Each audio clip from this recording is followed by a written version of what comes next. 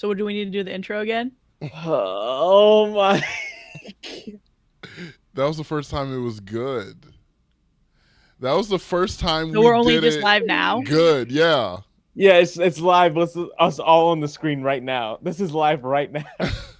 Oh. I just want you guys to know we were talking to everybody. Hey, Tegan. Hey, Melissa. Oh my gosh. Alicia, we were talking about the fact that you watched all the episodes in the past month. We were asking you what your favorite was, and Sam was a little upset because he was like, she's not saying anything. You know, Evie, Melissa, Janet, And the power outages are good. We had, what was it, 30,000 people out of power. Connie. It got resolved by Tuesday, but your So boy's we're power just went out gonna like twice. we're gonna restart this as much as we can. We redo intros around here. Amy Cakes, But we showing the stars. we have a But we problem because a certain I know we have a problem. We're just gonna move on from it. Okay. You know? Okay. Hey, Tail Like I Confetti. hate this. Every Dale. time. Chelsea. Guys, we had a good intro. It was perfect. We did a perfect intro for the first time ever. And it was funny, it was delightful, and it's gone. And there was like a little sprinkle of something in there. It was good. I know specifically Melinda would have loved it. Melinda would have loved it. Thank you. It's very comfortable. All right, guys. So what's up, just bear with us. Don't care. We love you. Am I right? Yeah. Here we go. Bear with us. In 3, 2, 1. Tonight stories. No. Just go. Power through it. All right, cut. Okay. Everybody cut. Okay. Everybody cut. Okay. What was that? What was I don't that? know. Oh my god. Okay. What was that? And it while happens Brandon to all of us. is not doing well. How are you guys doing? What was that? Anna, I hope your migraine goes away. Those suck. Well, I did want to ask Alicia, now that she can actually hear us. Thank you for watching all our videos. Thank you. What was your favorite one? Brandon, do you want to try again? You ready? Everybody got their phrase? Yeah. Everybody got their phrase? And Chelsea's right. Of course, Brandon ruins it. Whoa. And it's crazy that you would pin that out of all people. That's unbelievable. Oh, he pinned it? Yeah, Dang. I did pin it. That's unbelievable. Okay. Unbelievable, everybody. Unbelievable. Second bear pun of the night. Okay, here we go in 5, 4, 3, 2, 1. Tonight's stories. Sending a mother-in-law into a home. Not paying for their college fund. 6 hours late. Hello, everybody, and welcome back to the Comfort Level Podcast. I'm Maddie, and I'm here with Sam. Brando. See, we did it. We did it. At what cost? At what cost? At what cost? Brandon isn't very good with Hello, it. Anne Evelyn. Brandon, you just ate some bacon, so I would think you'd be in a good mood. It was good bacon, but I think the grease is going to catch up eventually. Oh. So it's like, I am glad. Shout out to my sister. You know, she made some bacon, and I was like, at least slide me some. And she said, bet. I was like, but it's been a good day. It's been a good. It was a good breakfast. It was a good breakfast. Hey, Emily. Hey, YV. I am gonna, or Evie. Is it Evie or is it YV? I am gonna continue making a little post. We were talking about something. We talked about like so many things in like 5 minutes. Is anybody watching Big Brother? You guys watching any TV shows? We're really obsessed with Big Brother right now. Mm-hmm. All three of us too. Because usually it's Sam for sure, me it's sometimes, and Brandon over the past few years, depending on the year, he's more into it. Yeah. Celebrity Big Brother? Count me out. Count me out, Big Brother? Count me out. I'm in. Hey, I'm out. Count me out. Oh, also, I don't think we were really talking about this, or we kind of did, but Sam was like, the way in which this Big Brother is playing out, it's like they're not the wisest for their own game. No, I said they're the dumbest. You made it clean it up. I said they're one of the dumbest cast there's been for a while. But now that I'm thinking about it, these alliances are garbage. They switch every week. Is that not the alliances of Big Brother, just switching all the time? The cookout. The cookout is a prime example. The cookout I feel like was rare. An alliance. No, most alliances, at least recently, they're like, there is a big alliance that at least makes it to jury, and then they start fighting-ish. They lose a couple people, which I do like. I hate that. That's boring to watch. This one's like, I don't know who's with anybody because they're like switching every second. It's good everybody's a number two. It's good to watch. Yeah, everyone's someone's number two. Wait, Melissa just started Manifest. I have seen everything but the last season. These two have finished Manifest. Hey, Miss Lauren. So happy for you. Oh my God. They are obsessed with Manifest. Yes. Hey. Yes. I'm obsessed. Yeah. Wait, what was the tagline for Manifest? What was the tagline? We used to say it all the time, and now I can't even think of it. Oh, now I feel like a crazy person. I know, because it's like right there too. It's like the phrase is literally just words just jumbled up. For whatever reason, I keep thinking Expect the Unexpected. That's Big Brother. That's not it. It was something like Expect the Unexpected, though. Oh no, I feel like, oh no, this isn't good. Well, I was watching Love Island for a time. Follow the boy. Follow the voice. Save the world. Save the cheerleader. Save the world. That's Heroes. He's like, that's something different, but it was good, and I thought you guys should know. Avengers Assemble, maybe. No, that's clearly Marvel. Randall, what'd I do to you? Why? Randall, come on, bro. Randall. Oh, it was a. I see trees of green, red roses too. Bad CGI and bad acting too.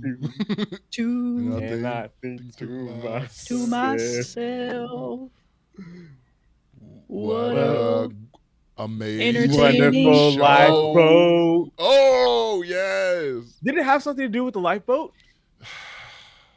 I don't know. It was like they were promoting it for the last season, and we kept saying it over and over again. Whatever's the last season tagline. Let me look. Oh my gosh. Oh gosh.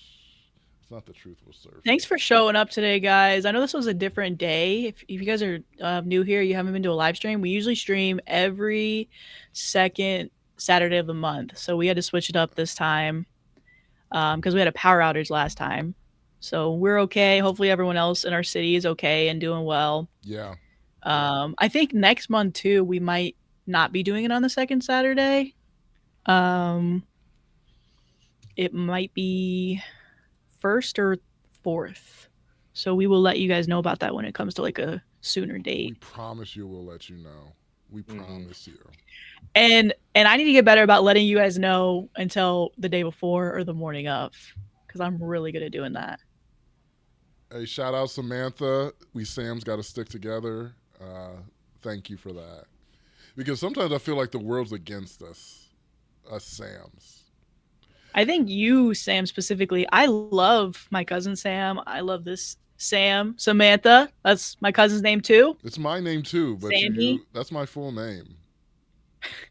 Really? I always call you Samuel. So that's not. And I get mad at that. I was like, yeah, ask my mom. She named me Samantha for a reason. Hey, Mama G. Mama G in the building. Mama G. Why are her hands like that?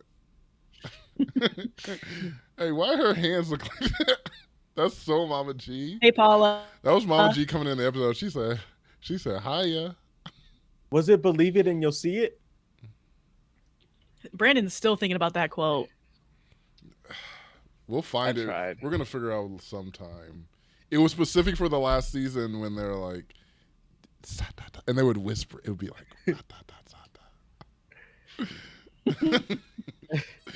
manifest. Wait, hold on. We need to get Sam 1 on an episode alive, man. That'd be fun. I would love Sam 1 to be on a. Sam might be a little too crazy for a live episode. Actually, though. yeah, we could. Yeah. The stuff we have to Sam edit out for Sam 1.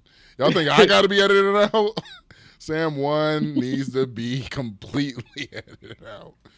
Oh, that's the one thing I will say about Sam's is Sam's do need an edit. I don't know about you, Samantha, but they do need a bit of an edit. Sam's ain't got a filter. We don't have a filter. It's those Mama G's hands reminded me that one of our friends done upgraded in life on the cell phone journey. Hey. Oh my gosh. Yes, they got the new like Samsung flip phone. Angelinas. Chelsea said Brandon's barely hanging on. Another bear joke. Hey, bear with him now. Yeah, bear with Melissa said they say it's all connected. That's it's all connected. Look at their eyes. They said that's it. It's all connected. It's all connected. Oh my god. Oh my god. Yama, thank you for the 5. Oh. I want to send Melissa money. I want to give Melissa money because that's. I think I want to cry. It's all connected. It's all connected. Say it again, Sam. It's all connected. Oh my gosh. And maybe I'm like, maybe if I finish the last season, maybe I'll feel the hype these two. We were saying that over and over again, and I can't believe we forgot it. It's because it's all connected when you really think about it. It's all connected. It's all connected.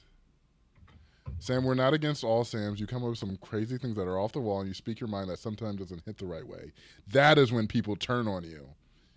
Interesting. No, I don't see it. I think all people are against all Sams. I don't think it has anything to do with anything I say. And can I say something? It seems like the fact he's really that taking that in and Samantha receiving it for a second. The fact that Samantha and Samuel are disagreeing just shows that it's all connected when you really think about it. Let that sink in. You feel me? It is. All right, guys. Well, wait, hold on. It's 1:17. I need to drink this fruit cup real quick. Okay. It's kind of late. Don't look into the camera while you do that. I don't want. Look away. Wait, you have one too? I don't drink the juice though. Oh, I love the I just juice. want the mandarin oranges. Well, that's the problem with me that did you see all of our faces when you said mandarin oranges? Did you see our face? No, I couldn't see your guys' faces. Wow. You guys hated it, huh? I like man. Be honest. Did you guys hate it? I like mandarin. Hey, thick grader. I like those oranges. What is happening? I can't say. Brandon likes the oranges. Mandarin. Hey, Cass. Mandarin. What are you studying for? What? All right. Sweet memories. Sweet Randall. memories, sir. Randall said, "Not them over here manifesting." You want to know why? Because it's all connected. It's all connected. And Tegan's weird for saying I love the juice from peaches. That's weird, Tegan. That's mad weird, Tegan. Hey, Emily. I like the juice from actual peaches. I'm not trying to say anything about. Wait, wait, you clarifying it makes it weirder, Yeah, I think. like actual. I like the juice from actual oranges. Why'd you say actual peaches? Actual peaches, though, yeah, like that. Yeah, why'd you say Because I didn't that? know if Tegan was like with you where she's drinking the juice of like fruit cup. Okay. Like you were drinking the juice of the fruit cup. You remember that earlier? And you were like giving everybody eye contact for some reason. Because I want everybody to be included. That's the kind of guy I am. Nah. Okay. That's not connected. I'm sorry. Everything's connected, but that's not connected. Cass is studying for grad school behavioral finals, but they can wait. That's amazing. Thanks, Cass. Dang, y'all need to quit putting peach emojis in the chat, man. Y'all about to make me act up, man. Hey, why that emoji gotta look like that, dog? Chill. It gonna make me act up. Miss Lauren, stop. Miss Lauren, chill, dude. Don't y'all about to make me go crazy, man. I seen another peach emoji. It just gets flooded. Emily, fun fact: the peaches used for peach juice are different than the ones you find in the grocery store. Wow. That's how shocked I was earlier when we did the intro. I was pretty shocked earlier. Yeah. Yeah, it was a good intro. It was a good intro. I imagine we did that entire live and nobody checked it. Like, thank God Brandon checked it 2 minutes after, you know? Yeah, because I was like, they're not responding to anything we're saying. Yeah, that's what got me. I was like, they're not responding. Chelsea. And it's going really slow. I was like, it's going really slow. And then I was like, wait, I don't even see us. Yeah. Hey, Yvonne. Well, OBS does that sometimes where you hit it. We don't want to be too late, guys. Oh, yeah. We don't want to be 6 hours late. So because we do have a little special surprise at 2, but we got to get to 2. That's true. That's true. About that. So we got to get. We do have a. We got to do work. We have something happening at 2:00. So yeah, just don't look at the chat, Sam. So for us, that's like 40 minutes. That's from your cousin too. Wait, Miss Lauren with the peaches and cream. This Lauren needs to stop. I need it because you know that I'm a fiend. Oh, peaches and cream. What does Maddie want? I don't know.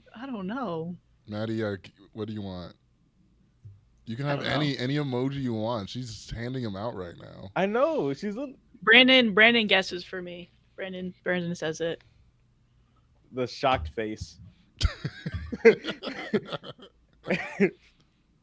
No, can I get the smirk emoji?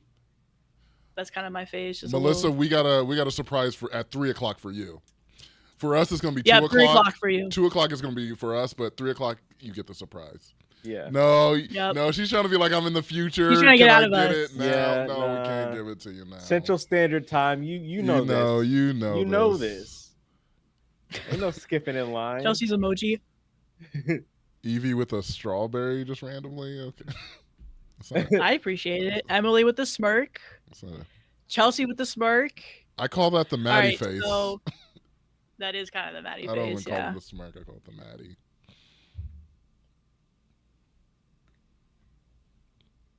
Randall, you never addressed why I was a maybe before, and I feel like that's something I've been stuck on since you said you love Maddie and Brandon and SJ, but I'm like a maybe. That's where I'm like, what was that about? Just put a peach emoji. How about we go back to there? What was that about? Put a peach emoji. He'll forget about it. I don't think I will, but Chelsea. Yeah, you ain't got to answer. You put enough peaches on there, he's going to act up. He said it himself. Yeah, I'm about to act up. You going to make me do something. Hey, comfort level after dark. You know what I'm saying? After dark. Okay, Sam, you ready for the first story? I'm ready. All right. Am I the asshole for refusing to let my friend into my house after she was over 6 hours late? 6 hours.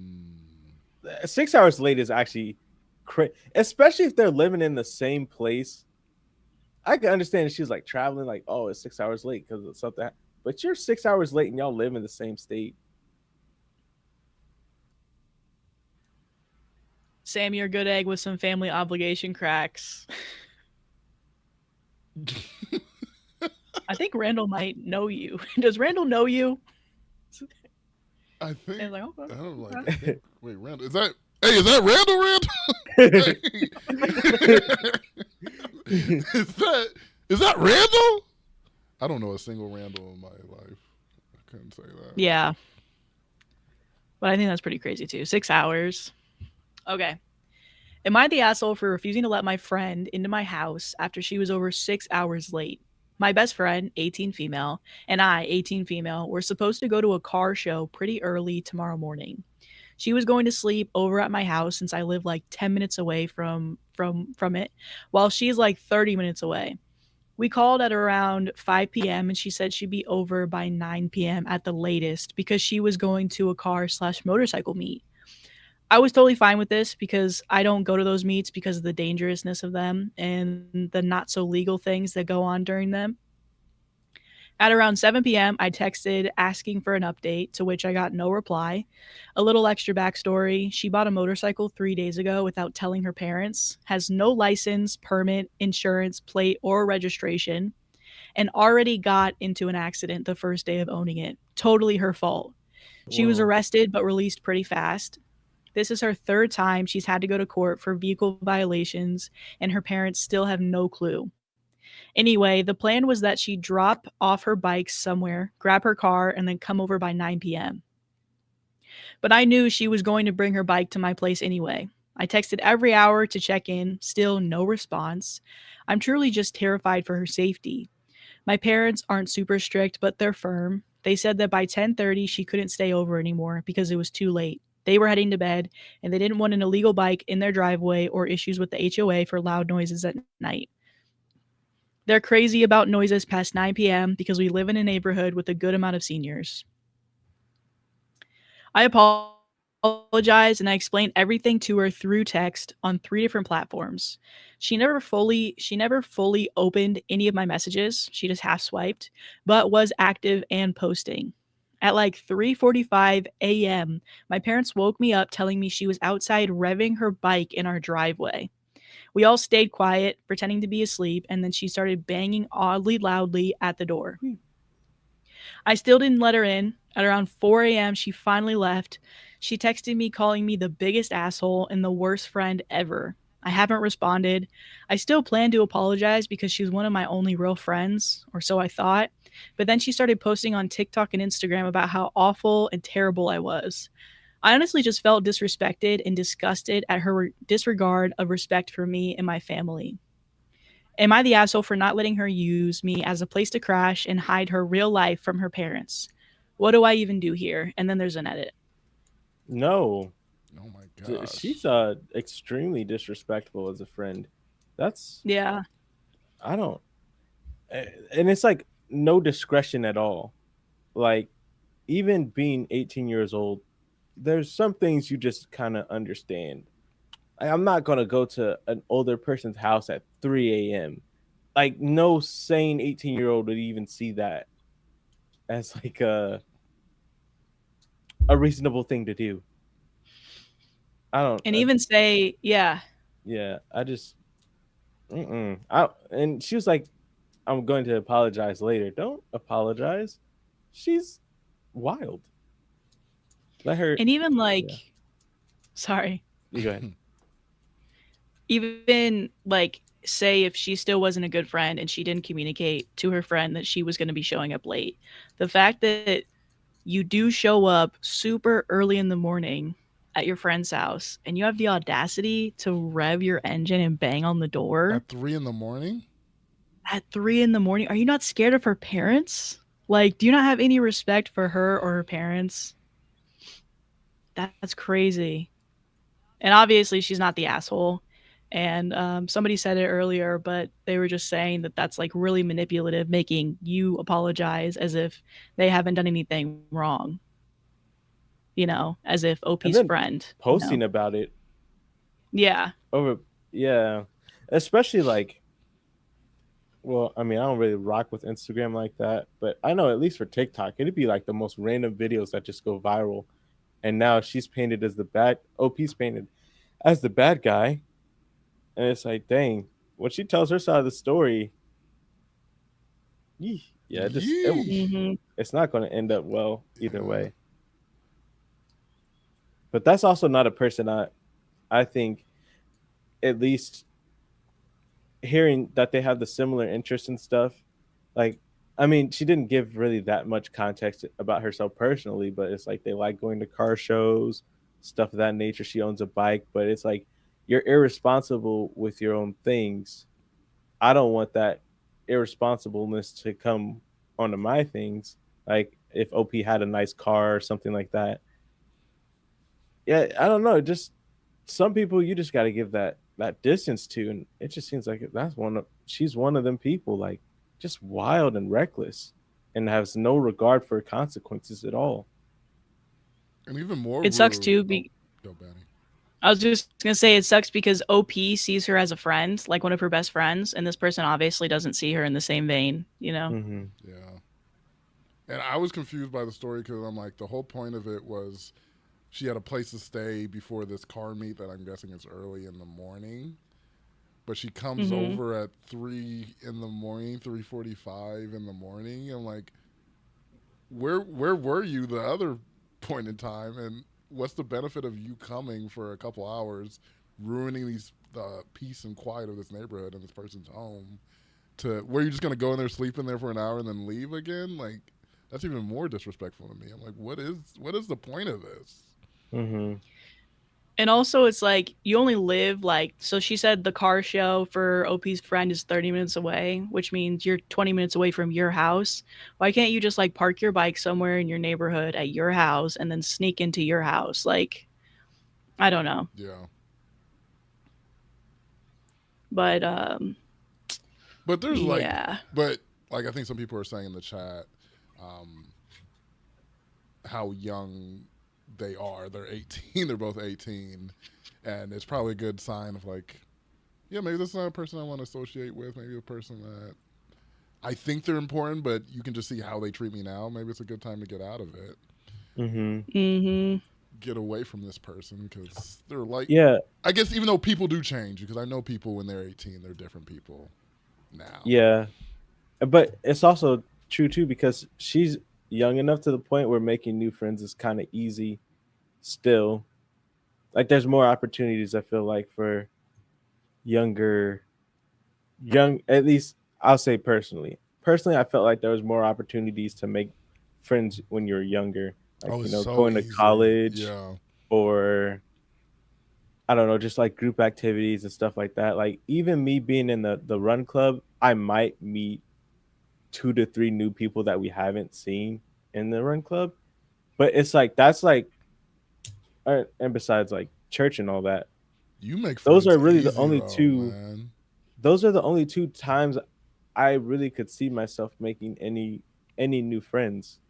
But that's like 2 opportunities versus like going to school where it's like every day could be an opportunity, or being in high school still. Even some people are still in like 18 in high school, but like I feel like it's just it's a really wide pool to pull from, and then it just gets smaller over time.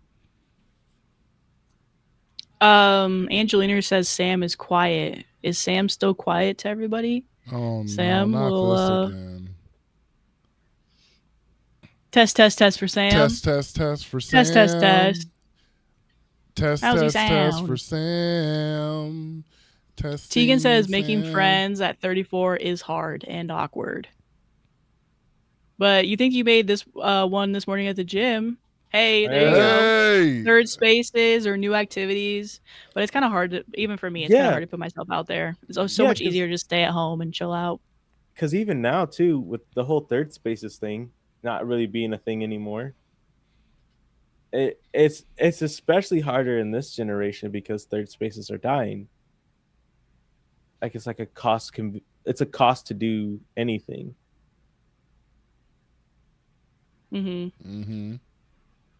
So it's like, how do you make friends? Not volume wise. Talk a little more. But yeah, are you good? Yo, what's going on, Sam? Hey, some random art. There's a gnat in here. Sam, what's going on? There's a gnat in here. Oh. It's going to make me go insane. Well, that was a big thing about the botanic book. That was a chapter too about. Actually, it is somewhat difficult to make friends when you get older. It's because we're like so stuck in our ways that we don't want to like step outside of our comfort zones, which is what requires you to do to engage with other people. Mm-hmm. So it's like you just got to keep working that muscle of like, hey, hey, nice shirt. And then they like look at you wrong, and you're like, never mind. Sorry, I wasn't Look trying where to be this weird or anything. creep. Look what this creep did, and then you're on TikTok. Yeah. But the funny thing is, I'm like, yeah, there is that worry of like someone's gonna like react that way, but that's like a lot of that's in our heads. Most people are also waiting for someone to talk to them, and they're eager to speak with you.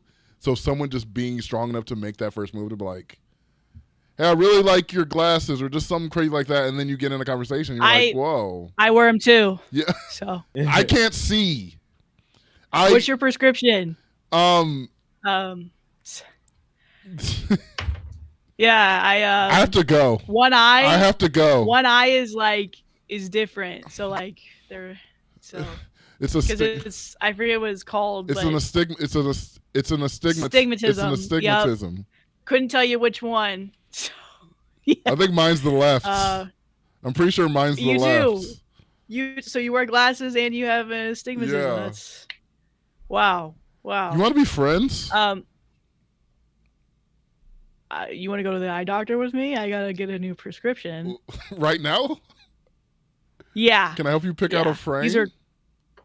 Because I don't think you have good to pay for your face stuff. shape. Oh, you want to pick out a new? Yeah. I don't want to be friends with you. I don't like those little insults. I didn't mean. No, I meant like we could find something that's better. Yeah, but like, I don't know about you. I'm gonna give you my email. That's for spam. And I'm gonna reach out. You're just gonna tell me that it's for spam. Yeah. Okay. That's how I feel about you right now. I'm just being upfront and honest. Are we still going to the eye doctor like you had just mentioned? I don't know. I think I might bring somebody else to see if you're actually being mean to me or just in passive aggressive, or that's just how life works. That's fine. But anyway, third spaces, because Tegan asked about it earlier. Oh, yeah. So if nobody else knows what a third space is, in sociology, a third space refers to social surroundings that are separate from the two usual social environments of home, which is the first place, and the workplace, which is the second place. Examples of third places include churches, cafes, bars, clubs, libraries, gyms, bookstores, etc. Yeah. So, yeah.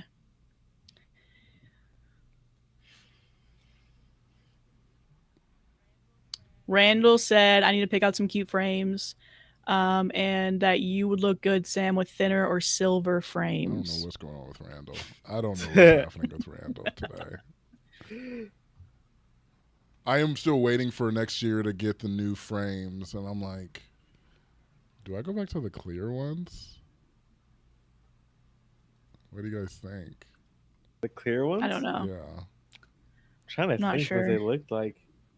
There's so many different styles of glasses, like frames, you know? Or I want to get the old school boys. Yeah, why don't you get like the wires? Yeah, the wire Dahmers. Ones. I don't know if the Dahmers. Yeah, would I don't work think for you should refer to that. Well, I don't know what else to call them. Something else, maybe not that. He's like the most iconic person to wear them. Okay. Maddie, you remember when you had circle frames? Yeah. I look like either Harry Potter or I looked like Arthur, because there was a time when I used to wear this yellow sweater all the time and blue jeans. And so I look like Arthur. It's pretty fun. And I say, hey. Hey. What a wonderful time today where we can learn and play and get along with each other. Hey, DW. You know, you guys can just watch that all the time on the PBS Kids app. Well, there's like at least is 10 or more PBS going episodes. away? Well, they're not like, I don't think they're funding. getting funded by like the government anymore. I but thought they're it was funded by viewers like us. Yeah, I swore that's what. But like a big part of the funding was the government. Oh, but are they talking about like us yeah. by taxes? Like we were funding it through taxes? Is that how it was being funded? I don't know. All I know is they did take a hit, so they're like, "Hey, viewers like you, support PBS," which we should be supporting PBS, because the way that I'm like learning all these, like I watched 1 hour, and I was like, they are teaching kids good stuff. Yeah. because I wanted to go back to my childhood. I wanted to relive it a little bit. They're teaching But they didn't about have Dragon Wi-Fi Tales. and packet captures. They're like, and this is why your data is being transmitted. Actually, on Cyber Chase, they did do stuff like that a little bit. Yeah. Dude, PBS was good, Medicine, man. Minibot. Yeah, man. Man, thank you. Emily, thankfully PBS is still here right now. Ooh, Recess. Yes, Mouse's House's Recess was fire, dude. Cyber Chase. Hey, Essence. We're just talking about how great PBS is. Do you guys have a favorite PBS show? Oof. Mine, I did like Caillou. Oh my gosh, I get mad like every Dragon time Tales. you mention it. Apparently, I did like Caillou too, like growing up as a kid. Oh, I hated Caillou, bro. That dude was so entitled, dog. I hate it. I want to punch Caillou in his freaking big old head, man. Was Maya Miguel? I think Maya Miguel was. That was not a PBS. Was that that was premium? That was like some Nickelodeon stuff, dog. Yeah. Maya Miguel, they wasn't on PBS. I think Arthur was my favorite. Oh, finally. I said I said Wishbone last time, and y'all looked at me like I was crazy. It was a. Did I like Miss Lauren? Something about it. I would just sit and watch them. Caillou was a choice. Clifford did go hard. I was a big Maya Miguel was PBS. Oh, you made it up. Caillou was a bad kid, and yeah, he didn't teach good lessons. Caillou didn't teach good lessons. Backyardigans was amazing on Nickelodeon. Yes. Well, y'all Backyardigans. Look up Wishbone. Yes. No, you made it up. Cyber Chase was good. I also loved Wild Kratts, which was a newer one. It'll change your life. I think. You're lying to us, Sam. It was about a dog who acted in like books, like classic books. He would act out the plots it's an actual dog of the book. It was one of the greatest shows ever. And I'm mad that it hasn't been rebooted. I think Wishbone would translate now as a show. Of course. Little Bill was my Caillou. What? Little Bill's crazy. Little Bill? Yes. Mr. Rogers, of course. Oh, Mr. Rogers was very good. Yes, Wild Kratts is so good. Brandon with the slander, apparently. Why? Because I was saying Sam made something up. He did it to me first. Maya Miguel. Oh, Maya Miguel's real? Yes. It was on PBS. Let me look it up. Oh, I'm thinking of a different show. I never watched Yeah, this. the dog did have a brown thing around one of his eyes. Yeah, I never watched this. With the Reading Between the Lions, Angeliners? The library one with the lions? Between the lions, between the covers of a book. Gotta look between the lions. You know what's crazy? I love that show, but I don't remember the theme song.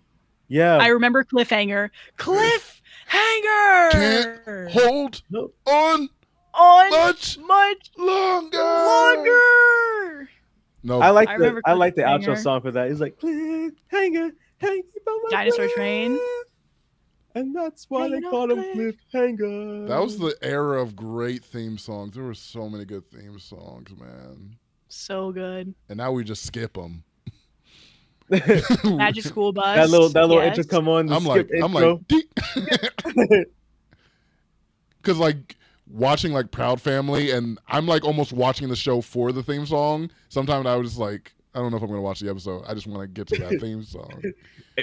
Yeah, because me and my sister were like, we had a routine. We're like, you and me will always be tight. Every single day and night. Every time night. Even when you start acting like a fool. Wait, did you guys watch the Proud Family movie? Yeah, I think so. I did. I don't remember the plot of it. It was like, I think it was, what is his name? Dr. Carver. And it was like, all I remember is that dude was a peanut, a burnt peanut the whole time. And that's what it horrified me. Oh. And it was like the last half of the movie. He was a burnt peanut. I'm sorry. Burnt peanut. I do remember Cass. I do remember Zoe getting down with the peanuts. Mm-hmm. I remember images of that. Reading, Curious George, of course. Reading Rainbow.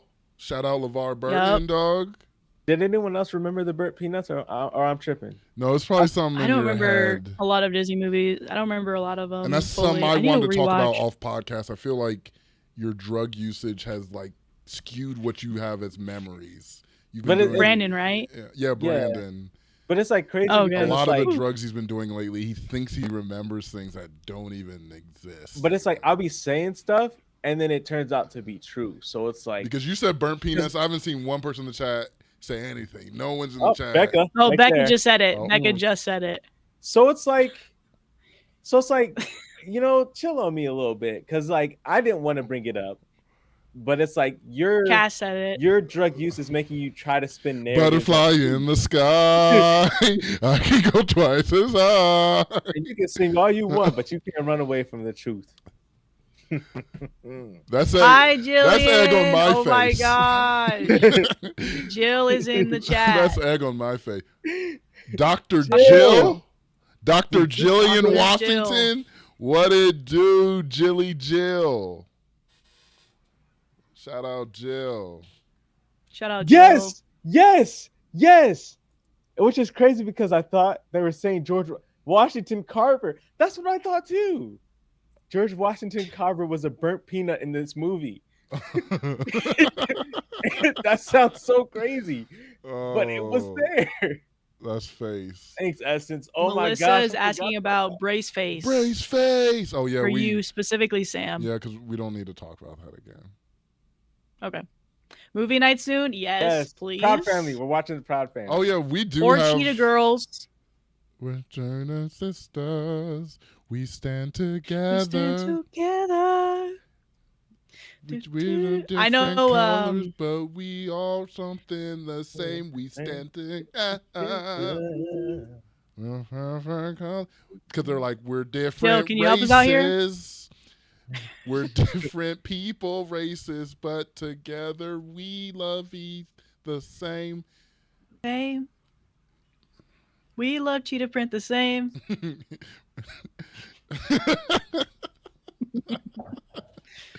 Usually I depend on Brandon to like kind of lead me, and he failed. He's pretty pissed about the burnt peanut thing still, I feel like. He's stuck on it. Is that why he's Googling it right now? He's like, yeah. Google's like, what is your deal, man? You've typed burnt peanut into me 50 times. A week. All right, guys, it's almost 2 our time, so let's see if we can do one more story. Okay. Which is the I'm not paying for my kids' college fund. Oh, so what? God. Yeah. I would say don't look at it. Don't look at the image. It is nightmare fuel. Okay. I kind of want to see it now, but okay. Don't do it. No, I'm telling you, don't. All right, ready? Yeah. Am I the asshole for not paying a third of my salary for my kids' college? Wait. Okay. Oh, Jillian said check your phone.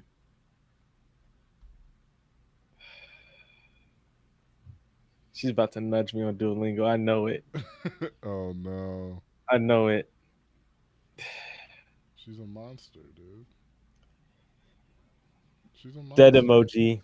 The audacity of you letting our streak die. Who did? Jill just nudged him on Duolingo. Jill, what do you have to say for yourself? No, I'm literally live right now. Jill even counted it down. She counted it down. Jules. She came on the live to count it down just to see your face when she did it. She started the lesson. She's like, I didn't come to say hi. Got on YouTube, typed that out, went back, finished the lesson, and then hit nudge. Oh my. What happened, Mouse's Houses? So Brandon and Jill are friends on Duolingo, and every 24 hours you basically have to play, and you and your friends can have a streak. And Jillian has no regrets. She has no regrets. But basically, if one person finishes it before the other person does, you can like nudge them. So like usually like later in the night, you're like, it's almost midnight. Make sure you do I'm gonna nudge you. It's supposed to be nice. But yeah. But Jillian does it. Jill does it every single time She just finishes her lesson, which is midday, early morning. And it's ruthless stuff that the app is sending to Brandon. It's horrendous. And he seems to think that like Jill is like personally typing out these notes, but like no, it literally. Hold on, let me find one of them because it literally has to be her typing. It's her typing because usually when I get them from friends, they're like, "Hey, do you want to continue your learning? I think it would be best if you learn today." It's like very sweet things. I got a couple. Hey. Hold on, I got one here. So how long am I supposed to wait? ? And I hear Jill's voice saying it. 3 question marks. It was three of them. How long am I supposed to wait? ? And I can see her smile when she says it too. She's laughing right now. She has to be laughing right now. She's happy about it. She's probably giggling to herself. I was literally in the bathroom, and it said,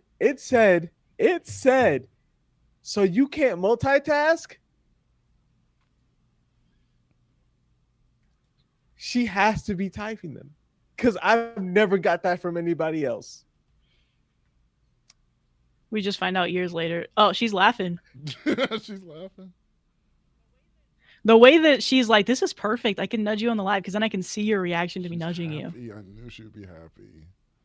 And she won't let me rest. Let's do the story, though, before the surprise happens. Yeah. Am I the asshole for not paying a third of my salary for my kids' college? Both of my kids are in college.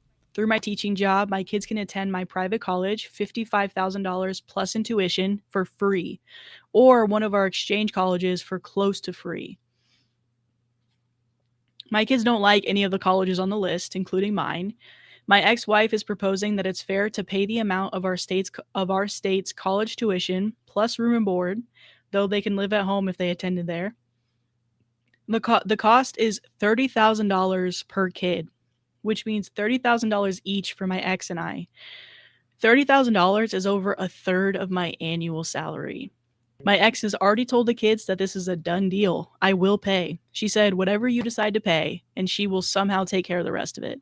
So clearly the expectation is if I'm not a total dick, then I will split it in half. She makes less than I do. I don't want to pay any of it. I'm stuck with this job in part for benefits, the tuition benefits specifically. I also don't want to say, okay, I'll pay $5,000 per kid per year because they could be going for free and they chose not to, because then I'm the asshole. But am I the asshole? Help. I feel like a stingy jerk, but I would really like to have some boundaries. I feel like rent for most people is like more than a third of their rent or their salary. So like you asking to like pay a third of your salary for your kids' tuition when they could go to your school or another school for next to nothing for free is like a huge ask, and that's really inconsiderate. Yeah. When they have that huge opportunity and privilege of going to a nice college for free. Like, what's going on? Yeah. It sucks. College sucks. And I thought you were going to say something different, Sam. What do you mean? I thought you were thinking more on, I don't know. At first, when you said something, I thought you were going to be like, well, maybe he should pay. No, I do think that it doesn't help now, but I'm like, parents should be saving from like when they're babies. It's hard to be like in high school, okay, let's get ready to start paying for college because you're already behind. It's probably the way these prices are. But also, I know when I was going to college, I was like very cognizant of my mom and like not wanting to have her pay anything. I did get a full ride scholarship, but it was like a need based. So it still my mom would have to pay what was left over, and it wasn't like $30,000. I think it was like probably like $2,000 or $3,000 a semester. But I'm like, I don't want my mom to pay that. So I went to a different school where I didn't have to pay anything for that reason. And for me, I think colleges, like people get so like into like what college I went to, where I don't think it matters all that much. People are not like, you went to this school over this school, here's a job. It's really just depending on the area. No, there's areas like there's certain places, because like even in our area, like Creighton, people are like, but that's like a very specific regional place. Like, you went to Creighton, you for this type of job, we take all Creighton alums. Like, there's places like that, but for the most part, general jobs, they don't care. Like, people are going to work without college degrees. They're lying about their degrees because they're not. No one's actually like checking degrees. They find out later. So I'm like, the knowledge is what's more important to me. So as long as you're going to a school that like has the knowledge, and if you can do it for as cheap as possible, that it doesn't ruin your future. Like, now you have to dig out of this hole to then start life. And if I don't have to do that to my parents, and I don't have to do it for me taking out loans, that's probably the way to go. So I would probably be along the dad where I'm like, hey, y'all got options where it's free. Like, this is a big benefit. This is all I can do. Because I don't want to like spend the next 10 years of my life paying for what this was, essentially, when you could have went somewhere cheaper. Because I'm also along the lines where I'm like, I think college is somewhat of a scam a little bit. And so I'm not, depending on what you're going for. Yeah, I'm not the biggest college, even as a person who has a college degree, I'm like, I think some people get so with necessity, like, I need this college degree, and it's like ruining their lives. It's like ruining more. It puts them further back, and they don't even learn the stuff that you need to learn for whatever they're trying to go into. Yeah. So Emily had a good point. She said, they said I would need to hear the reason, because I learned that I couldn't go to the community college and I had to move to a more expensive university because they were the only place with my degree. But then Mouse's Houses said, but they could get their transferable credits done for free first. There's no reason to start out at $30,000 a year. And that could have been a good resolve. Get transferable credits from the free college. Because even like, I get Emily's point, because it's like, what if that literally was the only college for their degree? But also, I am wondering, I'm like, there was nothing else, but totally could be that. And then that's where I do agree with Mouse's House's point of like, well, get the gen eds done first at the free college, and then transfer from there if you can. Because I'm all for, like, anytime I can get opportunity for someone to pay for school, then I'm going that route. And preferably not someone I know, like something else paying for my school. Like, my job paid for my master's. I'm like, that's good. I would never pay for it, but y'all pay. Yeah, fine. Do it. I think it's unfair for the wife to assume, because they're not even together anymore. So you're like assuming what he's going to be willing to pay for these kids and promising then now you're getting the kids' hopes up, because they're like, oh my God, we can do this. We can go to this different college. Where because I understand what OP's saying of like, okay, I'll only give you $5,000 per year because you could be going for free. Like, he feels a certain type of way because of that. He's like, I stayed at this job because of one of the biggest benefits being tuition, hoping that eventually I could pay it back forward with this benefit for you guys, and you guys don't even want to go here. Yeah. I also wonder, but also, if it's one of those like obligations though, if they have to finish the program whenever they start. Yeah. Or else it just like stops funding or covering it. Well, Miss Lauren. Well, Emily was also. Oh, sorry. Yeah. The kids might have to contribute something. Pay for college is not a parental obligation. I'm like, that's fair too. You're like, this is something. I think it is nice when parents do it, but I'm like, yeah, they don't have to do it. And you contributing $5,000, I'm like, hey, this is your future. If you got to get a loan, you can go for scholarship. There's so many scholarships. There's so many grants. You got to work to also, if this is something you want to do, figure out how to cover the rest of the money. I think that's also something. In your first thing of being an adult, you're like, hey, this is your first big thing I got to learn. Mm-hmm. Yeah. Totally agree. Emily did say, though, back to Mouse's House's thing, they said, depending on the college, some of my classmates were screwed over because they tried to take their basics at another college and then found out the credits don't count. Which, that's the frustrating thing about universities and colleges and like stuff like that, because some of them don't transfer over when you're like, took the same exact class year, but yeah, you guys don't count this as like a good enough school or whatever. So, but then you got to can be really frustrating. Follow those accrediting programs. Like, they're telling you, like, we're this kind of accredited and it transferred to these kinds of universities. These kind of universities. Yeah, it gets confusing, but you're like, hey, you got to figure that part out. Yeah. I do, yeah. So I do like what like Miss Lauren's saying. What OP's saying is, I can give you almost free college at these places, but if you want to go somewhere else, that's something you have to do. And I wish that OP's ex-wife wouldn't have promised them to the kids, because now it's like he's gonna be the bad guy for disappointing them when he didn't say he could do that in the first place. Because a third of your income, and I feel like, wow, especially from the mom's point of view, I'm like, that's just a bad thing to say. You make less than OP, and you're like, yeah, yep, we're gonna pay $60,000 for both of you, and we're just gonna be able to do that. I'm like, how do you have the goal to say that? Like, how are we going to do that? That's frustrating. It is 2:00, but we're gonna keep talking because I think the surprise got disconnected. Oh no! I don't see him. Hopefully, the surprise remembers. There's definitely a research to be done on the kid's part too. Yeah, definitely do research from the kid. Like, you can't rely on your parents for everything. I know I got lucky when I was in high school. There was like this guy. It's always some guy. This guy came over. Oh my God. This guy came over and he was like, here's how you look for scholarships. This is how you look for grants. This is how you like put all this stuff together and you like figure it all out. And it helped us a lot because I'm like, a lot of people found scholarships they wouldn't even thought to look for because they were proactive about it. And that doesn't mean you have to rely on your parents to do that. You can do that stuff. All right. Are we ready? It's 2:00. Oh my God, it's 2:00. It's 2:01. On okay, the chill. dot.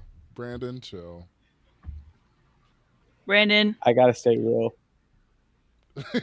Brandon, can you please do introductions?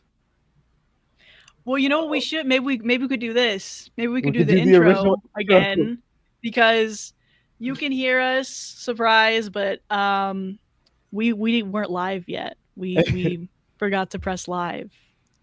So yeah, they didn't hear the intro.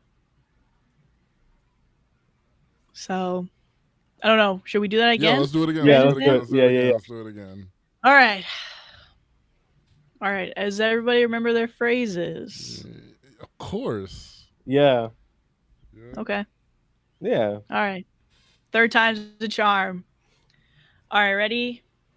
Remembering my phrase over here. 3, 2, 1. Tonight's stories. Putting mother-in-law in a home.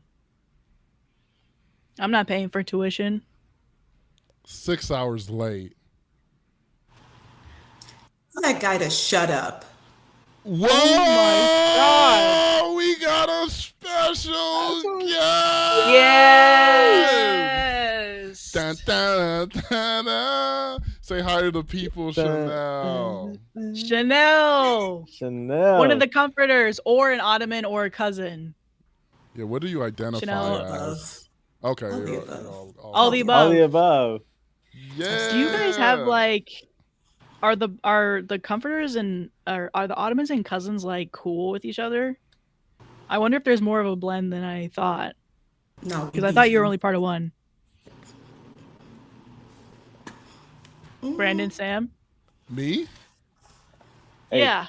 Cousins don't have a problem with nobody. Yeah, cousins. You feel me? Cousins just happy to be here. Yeah, cousins just. What about the Ottomans? Ottomans, we're just surly people, and we kind of beef with anyone who's around us. But I don't think we have real beef, but we just like to cause trouble. That's funny. That seems to be attributes of Chanel, honestly. Likes to cause a little beef, but also super chill. That's very cool. I think that's perfect blend. I think that's a good description. Chanel, how you doing? I'm doing good. I'm like slightly less nervous than I was earlier, but still nervous. Yeah, you look great. Oh, thank you. Yeah, no, I had to. That was looking rough earlier, but thank you. So for everybody watching, a little bit? I was stressing. We did our 100K celebration a couple months ago. Mm-hmm. But when we did it, we picked 10 people, but we had 20 finalists. and we had to cut the 20 down to 10. And then we've been talking, we're like, we actually liked a lot of the people that we cut off. So we're trying to think of a way, and this is kind of our little test run, to include people more in on the lives regularly. Chanel is our guinea pig. She's our first one. She was in that top 20, and she's the first one to be on a live with us. So thank you, Chanel, for hopping on. Thanks for being here. Oh, yeah, no, thank y'all for having me. I'm super excited. Wait, this is going to be amazing. Have those golf claps? I can barely hold in my containment, my excitement. And I want to say Chanel was the first one to do a bear pun. She started this night off with a bear pun this afternoon. Mm-hmm. It was good. And it was off the dome. It was like so quick. I was actually shocked. It was embarrassment, right? It was something embarrassment. I think I said aberrantly. Apparently. Wait, that was it? We were happy with that? Yeah. We were happy with the Yes. Yeah, no, I said it. We were very happy with that. Oh, yeah, we were happy about it. Yeah. Well, you got it was a full context. It was a full context. No, you're right. We were happy I about it. hopped in the screen, and then she said the apparently, I forget what the rest of the context was, but it was like it was crazy when she said it. How do we all sound together? Yeah. Sounds like maybe bring up Chanel or maybe bring me down a little bit. Okay. I'm messing with levels. Oh, it's okay. And I was like, when I'm at work, sometimes they're like, "What did you say?" And I'm like, "I'm not shouting. I'm not." I guess. That's okay. We can just bring you up a little bit. So we have a lot of stories, and but we have a lot of time though, so we'll probably get through a lot of them. We already did the college tuition, and 6 hours late. Was that one of them or no? No. Yeah. Yeah, it was. We did. Oh. No. The motorcycle one. Oh yeah, you're right. Yes. Yes, we did do that one. Yes. Yeah. We did do that one. And then we did the salary one. I'm so Jules said all cousins are Ottomans, but not all Ottomans are cousins. That's honestly a word. Poetic. And you know, it just goes right back to that whole thing where it's like everything's all connected. That's all connected. That's there right there. That's it. All right, so I think we should do. Oh, I'm on the wrong one. We should do the one where the mother gets put in a home. For sure. Sam's doing tech stuff though. Sam's got the thinking face on. That's that IT stare. Yep. Okay. He said, "One moment." Okay. He said, "Oh, it was okay." Just bothering me a little bit. It was slightly off, and I was like, "Yeah." Who's the guest? This is Comforter Chanel. Chanel. Yeah. Everybody, please welcome Chanel. Yeah. If you missed our little intro, we're thinking about. We really love the success of the 100K live stream, and we want to include more Ottomans on the podcast. And comforters and cousins. You seem to. Did you? Yeah. Huh? You seem to leave that part out. Yeah, yeah. Ottomans and comforters and cousins. And comforters and cousins. You kind of slurred a little bit. Yeah. Say it one more time. We want to include Ottomans and comforters and cousins. You're slurring again. Are you okay? Is it the drug use? Because I didn't want to talk about it, but you brought it up. So it's like. So this is there. He said, "Cut the cameras." Oh my god. That's crazy because Sam, you just accused Brandon of using drugs. And now Chanel, who was with us behind the scenes for like an hour or two. Yeah, behind the scenes where the cameras were rolling. And that's where we told Chanel, we're like, we do things behind the scenes that we don't want to be shared publicly. And when I was taking that booger sugar, I said that it should only be then and not live on the internet. You know what I mean? Yeah, my bad. Because I love my booger sugar, but I don't want people to know about that. So maybe don't stop saying it, maybe Sam. You keep saying it. That's so fun to say booger sugar. It really is. Booger Sugar is so good. By experience. Hey, Nicole. Oh, well, what I was trying to say, I guess, that. Ottomans, comforters, and cousins, we would like to include them more on these lives. So Chanel is our little guinea pig of how we do a format to include people on the show more. Because we like a lot of your opinions. Like Miss Lauren. We love Miss Lauren. It would be cool to have Miss Lauren on the show. We got Angelinas, Angelinas. Some people, I don't know. Randall, if you would be on it because you said things to disparage a lot of the hosts on the stream today. And I don't know. Just one. Or just one host. Yeah, I feel like if someone comes for one of us, they come for all of us. That's what I always thought. If someone says something bad about Brandon, then I think they come for all of us. They come at me too. But apparently when they come at me, then it's just one person. I guess, okay. I thought we were a team in this. Uh-oh.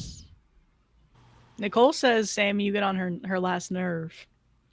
Okay, Nicole. And also, Angel, thank you for the super chat. There's no way I cut a live of you guys. I love this pod. Thank you, Angel. Thank you, Angel. So pretty. Pretty colors. Oh, thank God. Randall's going to run errands. Bye, Randall. We're going to miss you. Thank you for watching. And if you want to come back and say nice things next time, I'm okay with that. But Randall was cool, I thought. Of course. Yeah, Randall. Of course you would think that. Shout out Randall, man. Okay. Everybody, let's shout out Randall. Shout out Randall. Yeah, shout out Randall. Randall, thanks for coming in. Essence shout him out, right? Chill. Oh God. Essence too. Essence maybe. And I was like, Essence was maybe definitely would have been on it until here. that comment. Essence was like at the top of our list, and then that I think it was unnecessary. I think it was an unnecessary thing to say, right? That was shots fired a little bit, but I love that phrase, big back. I'm sorry, I love that phrase. Wait, what? Sam got the podcast. I'm kind of scared of what Randall said. I leave something after the live just for you. What is Randall? Does Randall know where I live, guys? Because he never clarified if he knows me. I'm kind of scared. Do I know Randall? Your doors are locked, right? Your doors are locked. My door opens right now. No, Sam, it's your neighbor. He said, "You're my errand." Oh my God, if it was my neighbor, it'd be so embarrassing. I can't have it be my neighbor, man. He's like, "Hey, so I just wanted to come and talk about the lawn." Like, you're like, oh, "Okay." Oh, now you want to do it? You want to embarrass me in front of the live people? What's up, Andre? Yo. Hey.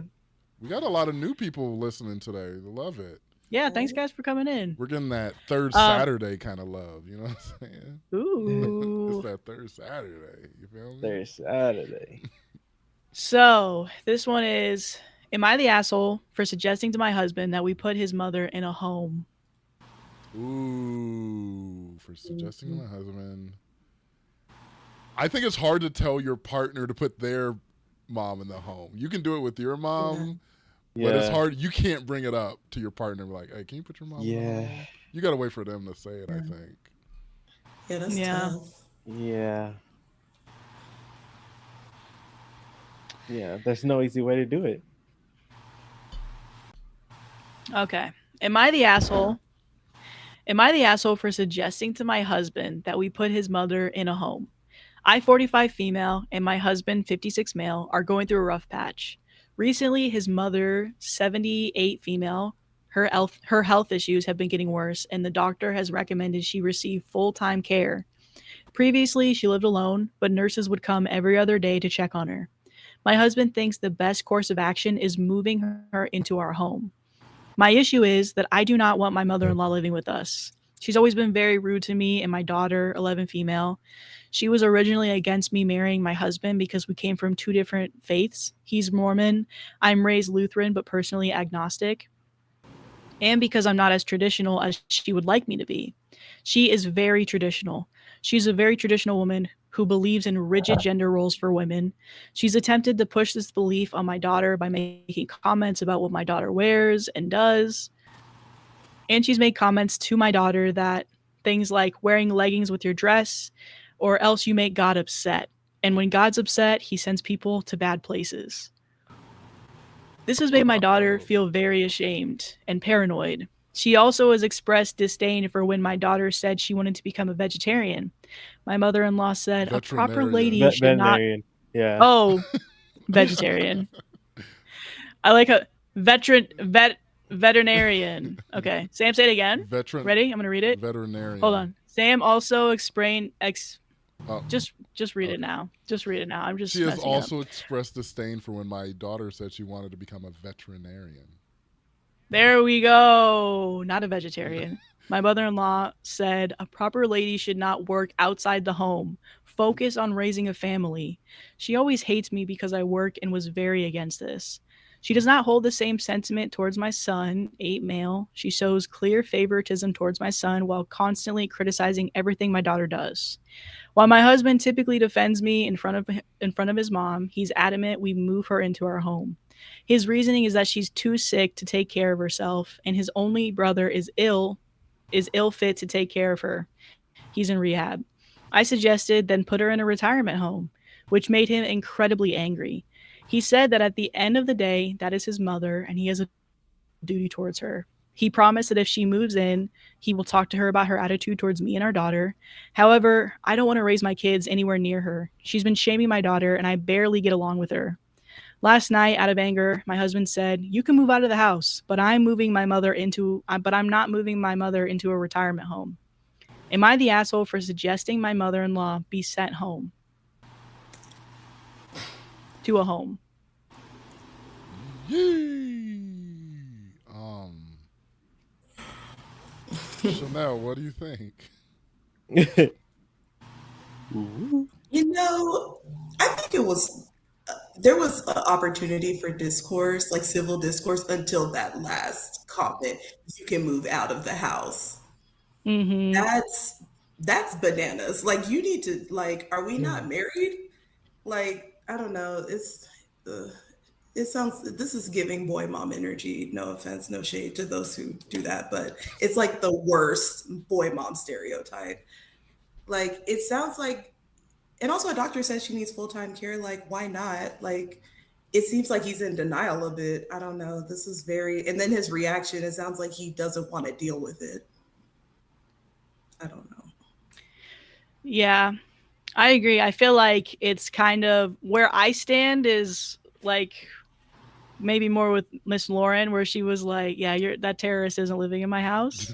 Quote from Miss Lauren. Absolutely not. Dang, Miss Lauren. Absolutely right. No, because it's like, this is my home too. Like, that's your mom. This is my house, but this is my home too. But I think the thing that's frustrating is like, you guys are obviously married, and it's just like, this is such a big issue in the relationship that no matter what, one person is going to be extremely unhappy. And so I think that's where the issue comes in of, I don't know. That's the thing that scares me, is because you can't know about this until it happens, unless you like discuss this way ahead of time of like, listen, if so-and-so ever needs a place to stay, are they staying here? And are you okay with that? Or are we not doing that? Are they going to a facility? Because also there's the risk that there's some places where they might not take care of them properly, and he might live with that guilt if he finds out that his mother's being abused. But then it's like, the mother is abusing, like, terrorizing the daughter. Right. She's trying to put these ideals on her that the mother disagrees with. The daughter's obviously feeling constricted and uncomfortable with her being there too. And I do think at the end of the day, the husband should make the decision to be like, I'm looking out for my immediate family, which is my wife and my daughter. But I understand his struggle with, that's my mom though, Right. Mm-hmm. So it's tough, but I do agree with, I think they should both be able to be at peace in the house. And if that means the mother doesn't stay there, I don't know what the best solution is, because there's a risk of elderly abuse.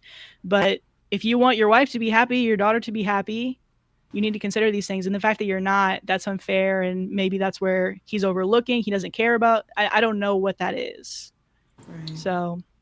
Well, I think you were voicing it, like, it is still difficult to say, I'm not going to take care of my mom. Like, it's so hard to like have it on one side. You're stuck in between a rock and a hard place. Your wife's on one side, and someone who gave birth to you and raised you, no matter her personality. Because I feel like, to certain extents, all of us have like a thing with our mom where our mom's a certain way about a certain thing. You're like, I do not like that about you, but you're my mom. What am I? I'm not going to throw you away because you're my mom. So you have to balance that. I do think the ideal situation probably would be to find some kind of home where it is a good place that they're taking care of people, and somehow if you can vet that somehow. And I think a big worry is like old people get abandoned in these homes. Like their families just stop visiting them, and if your mom means that much to you, then you just make sure that's not the case. That's something in your control. You're like, I'm going to see my mom 2-3 times a week, or like how often that is, just to check up on her and make sure she's doing good. Because I think that's a lot of the problem with old folks. Almost like, we do this for our peace of mind. We get rid of the old person so we don't have to think about them anymore. And then they're just left alone, defenseless in this place without their family. So as long as that's not happening, I feel like you can still do the retirement home well. Because he never brought up money. They didn't bring up money of like why this anything. Because I mean that's another factor. Like maybe they just can't afford to pay for this. But if that's not a factor, I'm like, just make sure you're in the mom's life. Yeah, I find this tough because I feel like this is the trolley problem, just on a different. Do you guys know what that is? The trolley problem. Explain the trolley problem. The trolley problem is it's a philosophical type of debate. So there's a runaway trolley, and you have the power to switch its rails. But on one rail there's one person, and on the other rail there's 5 people. So you have to make the choice: do I let it go to the one person, or do I let it go to the 5? But you don't know any of them, so it's like you kind of have to just make a decision. But it's like it's a very hard decision. But I would say, at least, which I think that conversation we were talking about with like actors and stuff the other night, I'll tell you guys about after stream. But I think that's what I was thinking. But anyway, I think for the husband, it's more so because it is a tough scenario to be in, but at the same time, would you rather preserve your past or secure your future? I think that's the bigger thing that he needs to focus on. Yes, it's tough, like, but your mom is technically like she's done a lot for you to get you to this point. Now it's your job as a husband to take care of your wife and your children to the best of your ability. And unfortunately, having her around, like, you could talk to her all you want, but I just see it being in a space where mother-in-law could easily just emotionally abuse the children, traumatize them. I mean, the daughter's already traumatized, and then with the favoritism, that's not going to help either anything. Right. And it's just going to cause more problems in the future, as opposed to just, making a tough decision now and just having to sit with that for now. But then also, like Sam was saying, to kind of put yourself in a position where, it's not that she's just in the home, but it's a part of your routine. On this day we go see mother-in-law, so that she doesn't feel left out. I will say, so there's a comment from Lady N that they said a little bit ago, and I do agree with this comment. They say, but he isn't going to be caring for the mom. The wife will end up being the caretaker. So that's not necessarily a promise, but I do think if like he grew up with like a mom who was like very much like, I run the home, I do this, very traditional values, even if he married a woman who isn't like that he might assume that he's like, well, I'm working, I'm doing this, like, can you just do this? Can you help me out with her tonight or whatever? And then maybe it just becomes a bigger gig for her. And she's like, I don't even like her like that. And I'm somehow carrying the mental load, the physical load of caring for your mother. Well, they do say in the edit that they would switch them having nurses from every other day to every day. So nurses would be coming in. Edit, since people are asking, we will continue to have nurses check in on my mother-in-law. My husband wants to move her in and switch nurse visits from every day to every other day, like Sam said. That's honestly probably better than that, because top comment, people were like, he moves out with mother-in-law and you guys get to stay where you are. Not move the wife out. Yeah. Like, if you feel like you need to be the caregiver. Sorry, go ahead, Chanel. Oh no, I was just gonna say I agree. Like, it sounds like I agree with what Lady Ann said. It sounds like he doesn't want, like, because I agree also, like, I think Sam had mentioned it, like, a lot of times when people go into homes like this, they are forgotten, and that's like the fear. Like, it's like an out of sight, out of mind thing. Like, oh, my mom, like, she's here all the time. Like, I want to be there for her and I want to take care of her, but like, you see what she's doing to your family and you're just like, oh well, that's my mom. Like, at some point you do have to, like, it's up to you to make her not forgotten. Like, do that, like, take her, have her in a home, make sure you're checking on her and making sure that she's fine, because yeah, this is not it. Like, traumatizing your children for what?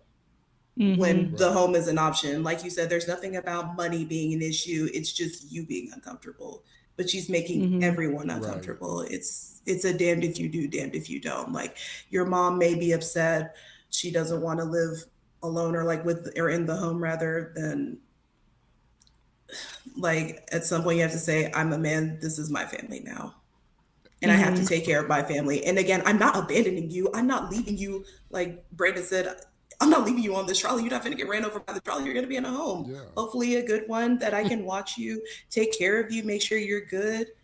I feel like this is like, just, again, him being uncomfortable and just wanting somebody to do this emotional labor for him as well. Like how I do think the mom would end up being the caretaker at the end of the day, because it's not really something that men tend to fall towards as far as gender roles. Yeah. Yeah. But we do have that issue because we talked about it in several of the stories. It's like, because it's your family, you see some of the behaviors, you look at it differently, that if a stranger had did those same behaviors, like if it wasn't his mom, but it was some random woman who was treating his wife and treating his daughter like that, you would be like, it would be quick to cut them off. You're like, yeah. True. But because of this familiar relationship, you kind of paper over, look over some things because of this familial connection you have with them. Sometimes you got to look at it straight. You're like, yes, this is causing harm to my daughter and my wife is uncomfortable. Like, this is something at the end of the day I do have to weigh heavily in my decision. It's not, unfortunately, life can't be straightforward. There is no, like, for a lot of situations, there's no 100% this is the right wrong. Like, there's going to be a little bit of something that you're going to have to lose in these decisions. But I do, because when Brandon first said it, I was like, oh, I don't know if I like that, of like preserving the past and like, or preserving the future over the past. But I'm like, thinking about it more, I do think that is value. Like, I do have to make sure that my daughter feels good about going forward, and then I'm prioritizing her over something that is causing her harm. And that, because I took it as like, well, thanks, Mom. You did your job. Nah. But it's not like that. It's like, hey, this is my job now. I'm the parent now, and I got to make sure that this girl and my son are good, and this is something I have to do. It's a tough decision. Yeah, I can see how you thought that. Yeah, that's not what I meant by it. I think I was just speaking so matter of fact and objectively, but it really is that, like, that's all I was saying. It's like the trolley problem, because either way, it's going to hurt. Yeah. Like, either one person's going to get hurt or 5 people are going to get hurt. And you have to sit with that consequence. So it's going to be like, regardless, it's going to suck. But I would say just focusing on protecting the future. Yeah, that's what I said. Protect the future. Don't preserve the past. I think that's a great way of looking at it, truly. Oh, I'm sorry. Go ahead, Madi. Oh, you're fine. I was just going to read Deanna's comment, which is basically what Sam was saying, which is the mom is actively having a negative impact on the kids, and that should be the priority and the choice made. So. Oh yeah. If it is like the trolley problem, that's 3 people that are being negatively impacted: the wife and the 2 children versus just the mom. Because there is something like, yes, what you put in the world, you're going to get back. So, mother-in-law, you put this nastiness out of the world, unfortunately, it will impact how people see you, how your life goes. Like, family is not something you can just rely on without putting goodness into the relationship. Yeah. And Yeah. this is you learning that. I think that's the thing that like sucks to see is when you have family members who haven't treated their family right, and then there comes a time where everybody gets older and they need to be eventually taken care of, and they might not have the money to do that, and just seeing like people being kind of forced into that situation because they're like, I feel bad because like I'm their child, Right.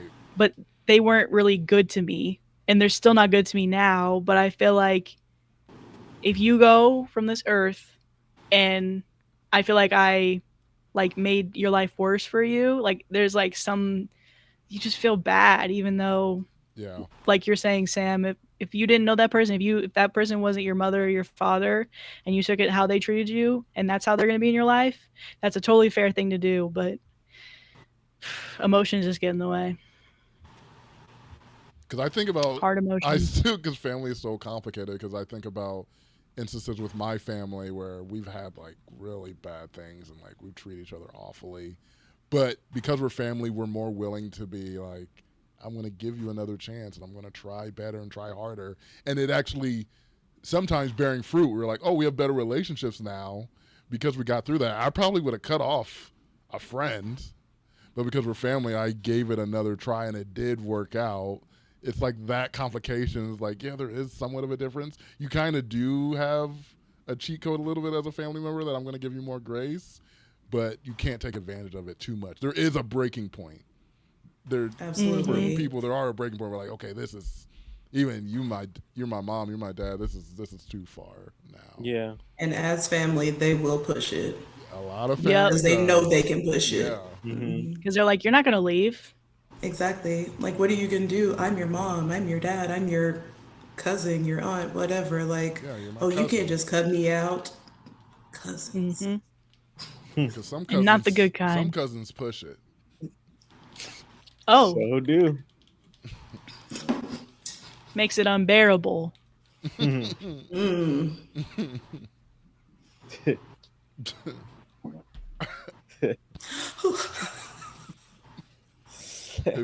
Hey. Unbearable. Hey. Did y'all Also, Unbreakable. speaking of Brandon, Cousins. Me? Cousins. No. Cousins. I don't know. I had to lean back. Madi always tries to get into. No, Chanel. It looked like he was looking at No, Chanel. Yes, Chanel. Chanel's a cousin. He also, Oh, Hey, she's a Gina. cousin. Good to see you. Nicole asked a really important question. What did Nicole ask? Are y'all gonna do another episode with costumes? I only see Brandon in a costume. Brandon's not in a costume It's yet. just a hoodie. He's just wearing a hoodie. That's just him. He's just It's always just a hood. wearing strange things. But I'm very much looking forward to October. I'll just y'all say better that. check out for details on that October. hoodie. Yeah, drop it, Brandon. Yeah. Hmm? And that's that. My nickname is Bear, so I really want that. Where did you get it from, Brandon? TikTok shop. Oh, for real? Okay. Yeah, it's a little 2-piece. It's got shorts too, but I just wear the hoodie. Yeah, The shorts are hot. He's not Be wearing careful. pants right now. So, fun fact for Brandon: he never wears any pants. Well, during any Shut lives. up. What? Well, We were Sam, just talking literally about he's in a familiar- bear costume, so why would he be wearing pants? I have to fit the mold. He's Winnie the Pooh in it right now. That's He's true. his chair wishes he wasn't Winnie the Pooh it right now. No, exactly. He's deep in that role. You ever see a bear walking around in khakis? No. No, exactly. No, you're so So- right about that. I'm like, I literally have never seen a bear. Chanel's asking the right That's a questions. real question. Like, I don't know. I Yeah. know like the phrase is Winnie the Pooh. I be saying like Squidward because he don't wear pants either. I actually True. say Squidward. Daffy Duck in it.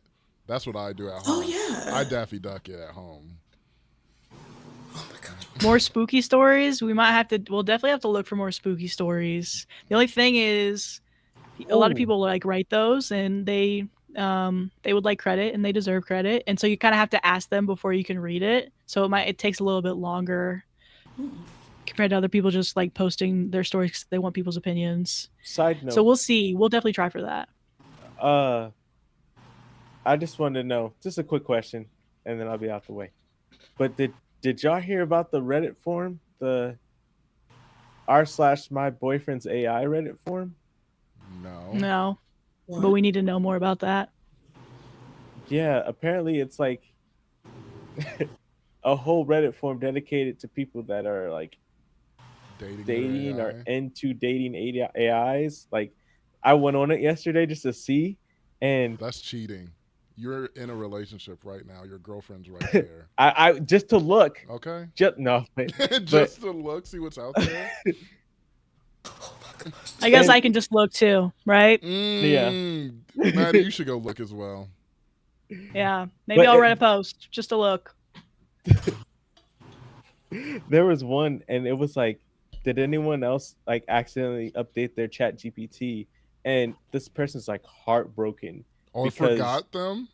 yeah, it reverted back to its regular like AI prompts. So like when it would ask for something like emotional, it just suggested to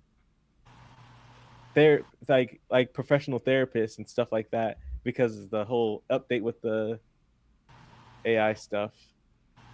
No, not chat like ghosting you in real time. It's like it pretends it's like, oh, I upgraded. I can't remember anything.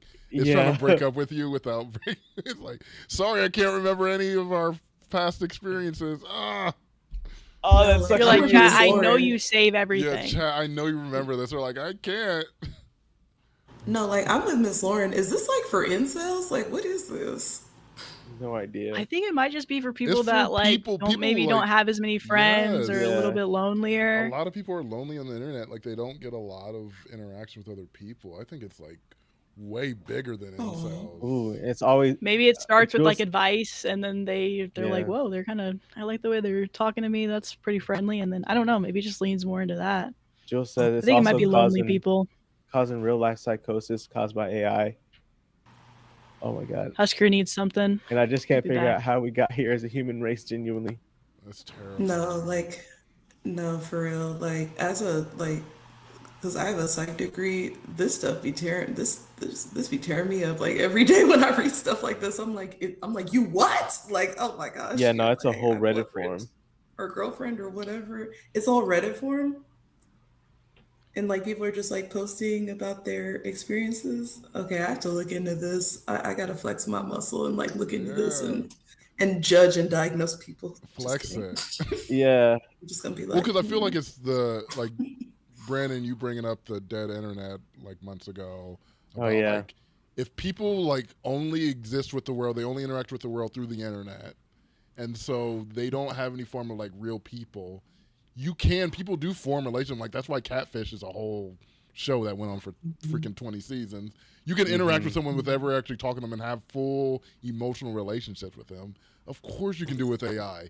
An AI that's like catered to like serve you in a way. And how you And think. yeah, exactly. It's like reading what you're writing and like filtering things toward you. I'm like, it's so easy to fall in love with an AI. oh, Megwin posted something in the comments in the nicest way that might be good for people in nursing homes to talk Yeah, to someone. that's I nice. agree. I think Oh, that's good. That would actually be yeah. really sweet. That would be Well, I really mean, think sweet. that Black Mirror episode where they had they would upload the consciousness of your loved one who passed away into like a robot, and then it Oh, would like interact with you, and it had all their messages and stuff, so it talks like them, and that stuff I feel like it's closer than further away. I feel like that's a Yeah. closer thing than not, and that's terrifying because people already have it now where you like you can take your like chat history, put it into an AI, and then talk with them like you're talking to the person. I'm like, oh yeah, like how they're doing the AI for it to do people's voices, like to sound yeah, like people like passed on and like their voices. That's a little yes, I don't know, like I don't know. Like I did an icebreaker at work and my boss was like, "Would you rather have like a robot butler or like a flying car?" And I was like, "Flying car," like instantly. And she was like, "Oh, like you don't like a robot butler?" I was like, "Have you not seen iRobot?" Girl, I saw iRobot. I'm not cool on that. Like that's a lot. I don't know. Like some stuff with AI, I'm just like, and we always like humanize everything that we work with anyway. Like we make things human. So it's if you have a butler, you're like, hey, that's Jeffrey. Like you talking to Jeffrey, like that's him. You dapping him up in the morning. See, nah, y'all didn't see iRobot and it shows. That's I'm just crazy. mad. Why do we have to keep making things look like humans? I think if they made robots look not like humans, then it'd be better. They keep making humanoid things to do stuff. Oh yeah, I don't like that. Why either. gotta have a Why face? can't they, like, It don't need a face, man. Why can't it be like those mannequins or something? I don't know. A mannequin? Whoa. Okay, that's no, I'm saying like those mannequins that like don't have faces or like that's like scarier that. to me. Well, I heard something about that too, where people were wondering like if they could make robots not look like a human, because then people might not get as spooky. But I will say those like random like dog things, those are nightmare fuel. Those are creepy, I but hate like those.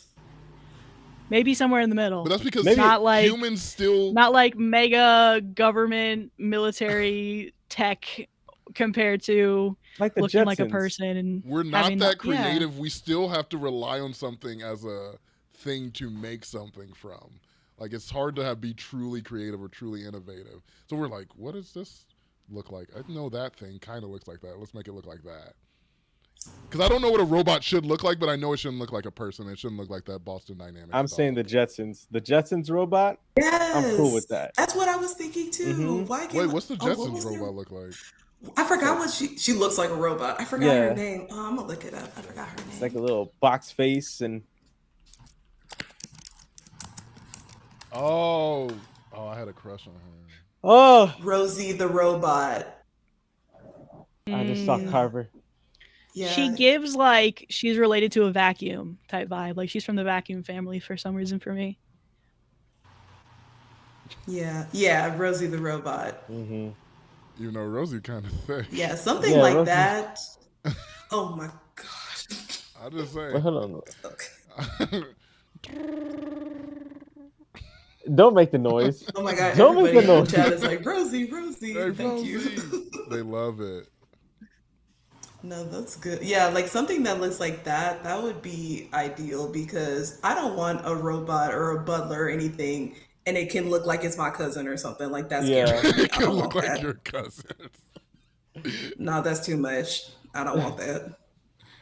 Oh, what is no, it? Literally, Miss Lauren, you had a crush on Rosie? Question mark. I didn't have a crush on Rosie. I did not have a crush on Rosie.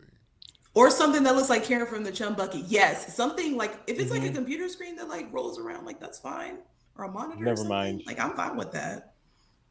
I was gonna say Bender from like Futurama, but thick on wheels. Oh no, that motherfucker was wild. Yeah, it's Bender was crazy, man. It's what is it? Uncanny Valley. I could just see them trying to do the teeth and making it look real.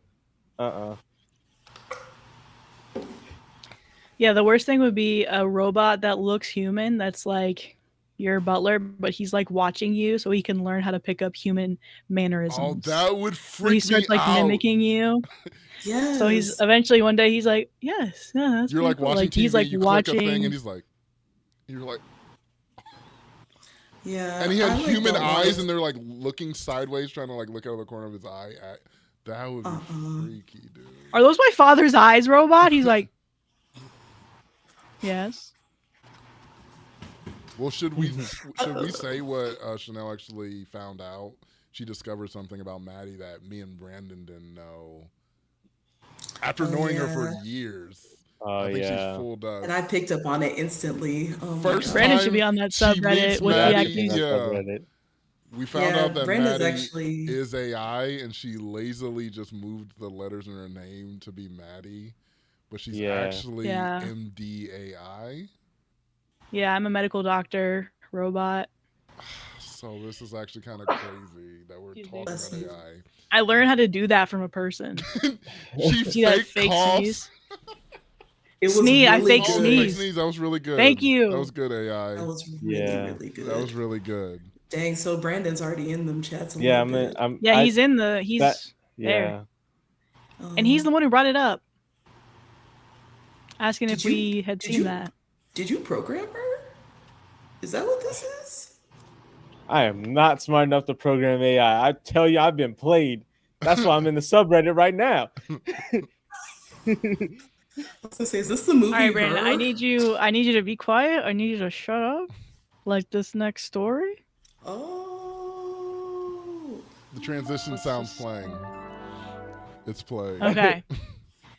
Am I the asshole? Hey, zombie. Am I the asshole for telling a guy to shut up during a job interview? Essence said, which insurance providers do you take, Dr. Madi? That laughed. That's funny. Okay, so if you're at a job interview, and if you're being interviewed, never say shut up to them. Never. If you're the interviewer, you want the job still. Yeah, if you don't want the job, please, you need to crash out.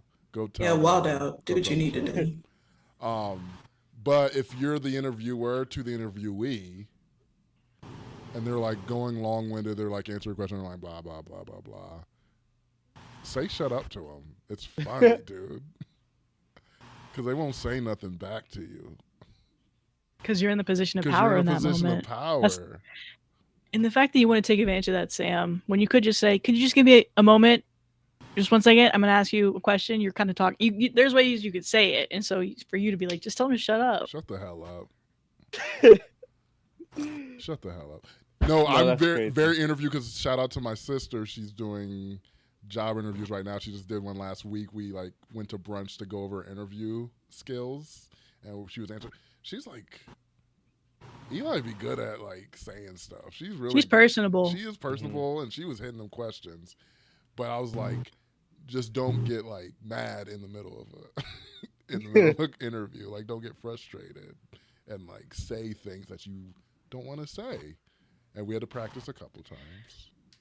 But she got past her first interview. Like next week's her second one. Hey. Yeah.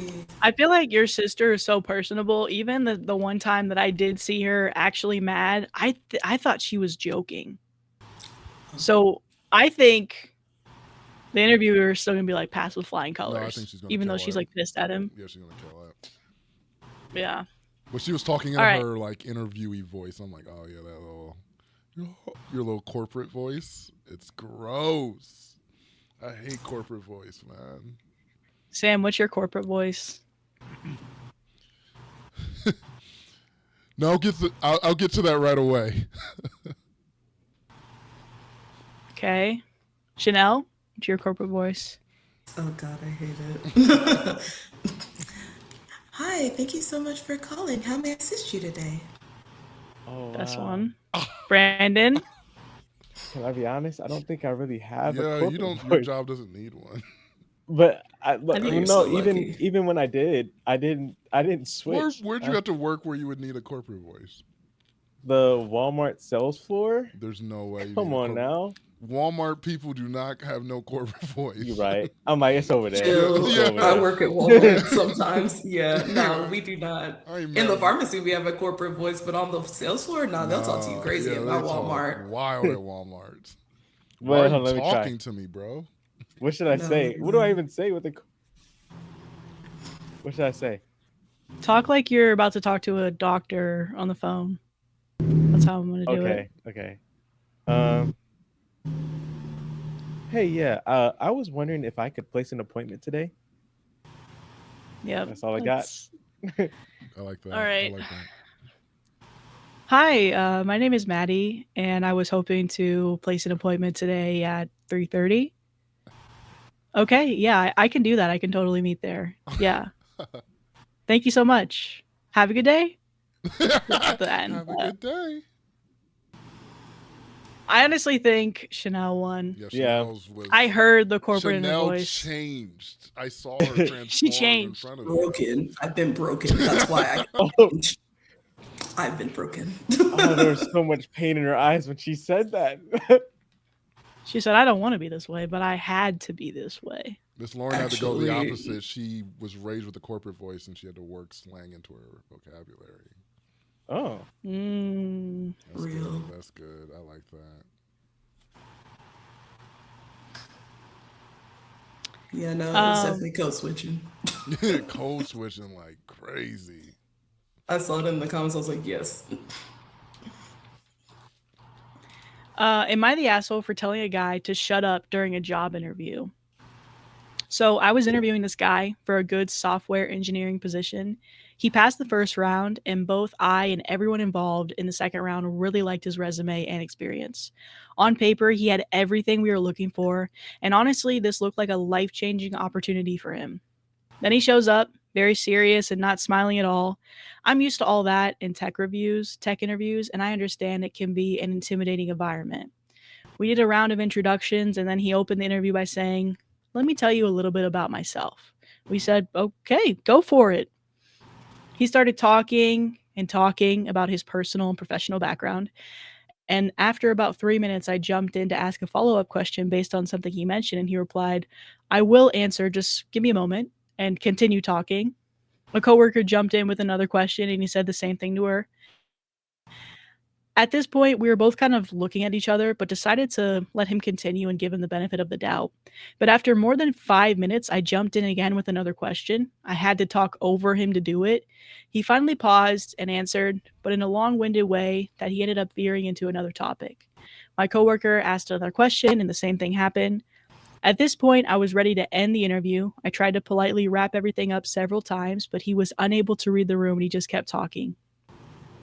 I finally raised my voice slightly and I said, "Thank you very much for sharing your background. In the interest of time, I'd like to ask if you have any more questions for us." This is standard protocol and helps us prepare answers for future interviews. He asked a question about the team. As I was answering, he raised his finger and interrupted to talk No more about his way. background. I let it go, and then he asked another question, which my coworker started to answer, but again, he spoke over her to talk about himself. I tried to once more interrupt politely, but he kept talking. At that point, I was done. I said, "John, you really have to shut up and listen." He was surprised, as was the coworker, but he finally stopped talking, and I continued. "You walked into this room with a 99% chance of getting this job. Now that chance is zero. The only reason is because in less than 15 minutes, you've demonstrated that you don't have the capacity to listen at all. So I'm telling you now, you're not getting the job. But if you take anything away from this interview, let it be this: no matter how good you are technically, if you can't listen, you'll never excel in this career." He apologized and said, "Could we start again?" I replied, "You had your chance. Best of luck in future interviews. Make sure you listen." Looking back, I know I could have handled that differently, but I still feel bad for that guy. Am I the asshole? I don't think so. He gave him so many warnings before he was finally like, "Stop, we're done. You need to be quiet. Get out of here," basically. Get out of here. No. Get out of here. Oh my god. But being on the other side of that, that's crushing. Yeah. Some people in the chat think that he might be on the spectrum and not reading verbal, visual cues, which seems like that could be true. I don't think you're the asshole, because I think it's good to tell someone this, because it's going to affect him at every single interview he goes to if he's like this. Some people might not say it. They'll like just sit through the hour and say, "Oh, thanks for coming," and you just won't get a call back, and you'll never know why, and you'll blame it on various reasons. At least you told them, like, "Hey, you're like qualified, you're good, but this is stopping you," and so. And this is a life lesson. I'm telling you, it does not change anything. You're not going to work here still. Maybe you can take this knowledge in the future and change your behavior, because I'm sure you'll get a job if you just switch that up, because they're like, "You have a great resume. You're good." Yeah, and it's such like straightforward advice to the point where if you try to ignore it, it's impossible. Yeah, you They can't. said you were like literally 100% and you came out of this with zero because of this specific thing. It's like, okay, you have something to work on. And also, yeah, I'm a big believer that in life, everybody's a teacher. And whether that's good or bad is for you to decide. But some lessons you do have to learn the hard way. And uh yeah, I as a other person, I would just take it as a teaching moment. Yeah. I don't know. I feel like I just have a question. This is his second interview, Oh, was it right? second? Yeah. What He happened in passed the first one? Well, he passed the first round, so maybe it wasn't like a in-person interview yet. Maybe they were just like Okay. checking if they had like credentials and like, Oh, certain yeah, stuff like yeah. that. Maybe. I'm thinking this was like the first in-person interview. Yeah, Right. because that's usually how it goes. You Okay. like put your application in, you get your resume, and then they cut down from that. And like, we want to interview this subset of people because we like them. Right. I was just wondering because, like, it said that this is a second interview. I was like, what the hell happened in the first one? Like, why are you doing this now? But I don't know. Mhm. Maybe he like met with like HR because that's how like for my job, like you meet with HR, then you meet with the like your manager, people you'll actually work with. So maybe I don't know. Maybe he just didn't like do this word vomit with HR. But I don't know. I feel like I don't think that OP is in the wrong. I don't think he's the asshole. I think that he gave him constructive criticism, and I think that that's something I don't know, I may sound like a boomer, but like I think a lot of people, younger people, myself included, we're not the best at taking criticism. Like a lot of us were so used to that, like, oh, you tried or participation ribbon, and like now, like Sam had mentioned, you can just ghost people. Like these jobs be ghosting. They'll Yeah. just be like, oh, haha, nice. This was a nice hour talking with you. Like, and then you don't hear from them ever again. But at least here, like, he gave him constructive feedback to be like, you were so qualified, you were actually a good candidate for this job, and you literally talked your way out of this job. Right. Like that is, I think that is critical. Like that's actually really good, crucial advice he gave him. I know some people are saying that he was maybe a little too harsh, but I don't think I truly think that he delivered that message as kindly as he could, given all that yammering. Like, I don't I know. mean, I He think thought he was a I think yappuccino. saying The going you yeah, were at Yappuccino. 99% and going down to 0 was like savage, and I feel like there was a I softer don't think way you so. could have said that. But Nah. I agree with you. I'm like, it needed to be said. yeah. I don't know. Maybe that was a little harsh, but Because I if I'm the think coworker, I'm dying. I'm laughing my ass no, off. It's literally, like like if I'm you like, said that, I'm like, No, you gotta do that. You no, gotta do that literally, straight face, but you're like trying not to crack. no. You're like, literally, like no, like I mean, I do think that that was. I agree that is kind of harsh, but like I don't know. I feel like he might be like, oh well, like so I can't get the job just because I have the gift of gab. You're not gonna give me the job. Mm-hmm. Like I don't know. I feel like breaking that down for him. but Like yeah, because the way in which he said it was so clear that he couldn't even say, "Oh, you don't want me because I talk a lot." Because she's like, our OP was like, "You have a problem with listening. Your talking's fine. You can't listen."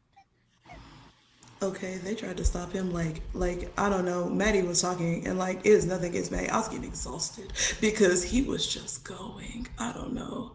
And like, yeah, it could be a nervous tick. I don't know. I saw Nicole said that, but I don't know. Would he talk for like 10 minutes straight? But I feel like Are you not Mm. exhausted? some Are you people not who talk thirsty? with a nervous tick, if someone interjects with like, "Hey, I got a question," they're like, "Oh, like I feel like I'm over talking," because they already know that they do that. But he's like, "Nope, Yeah, nope, just hold that. I'm gonna keep going." It's like a different thing, and that's why exactly. originally when I heard it, I'm like, "Is OP a man or a woman?"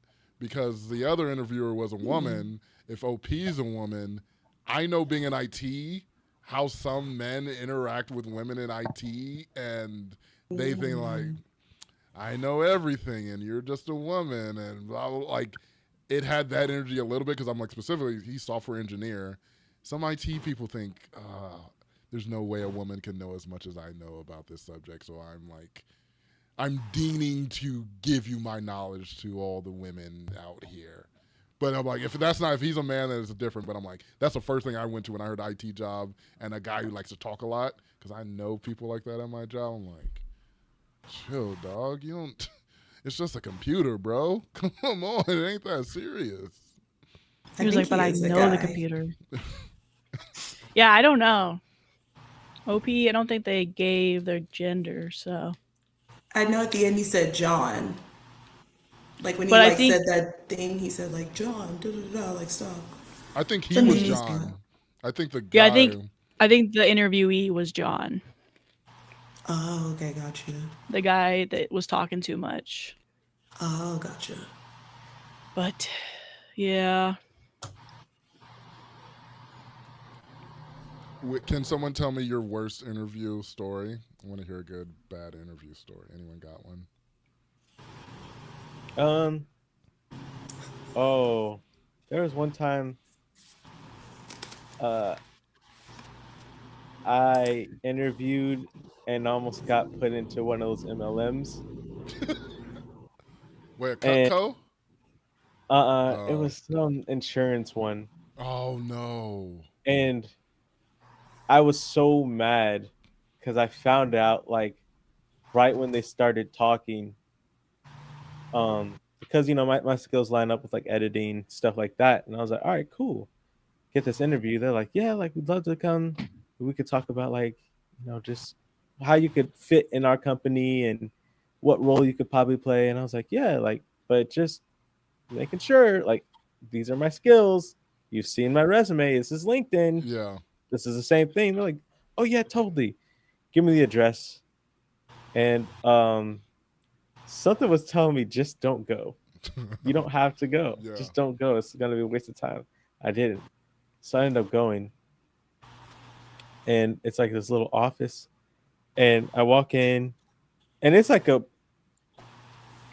I thought I was getting set up. Like that's how bad this office looked. So when we go in to sit, they sit in the spot. I'm like, I'm really sorry. Could I sit there? And they're like, yeah. Because I was like, I want my back to be against the wall so I could see all the openings and everything. I was like, no one's about to sneak up on me. I'm gonna be mad. And so yeah, they start interviewing like, yeah, so we do like insurance and stuff. And I was like, oh wait, hold on, stop right there. Because yes, you said insurance. It wasn't insurance that they initially said on the job description. And so I was like, wait, hold on. I thought this wasn't an insurance company. Oh, well, yeah.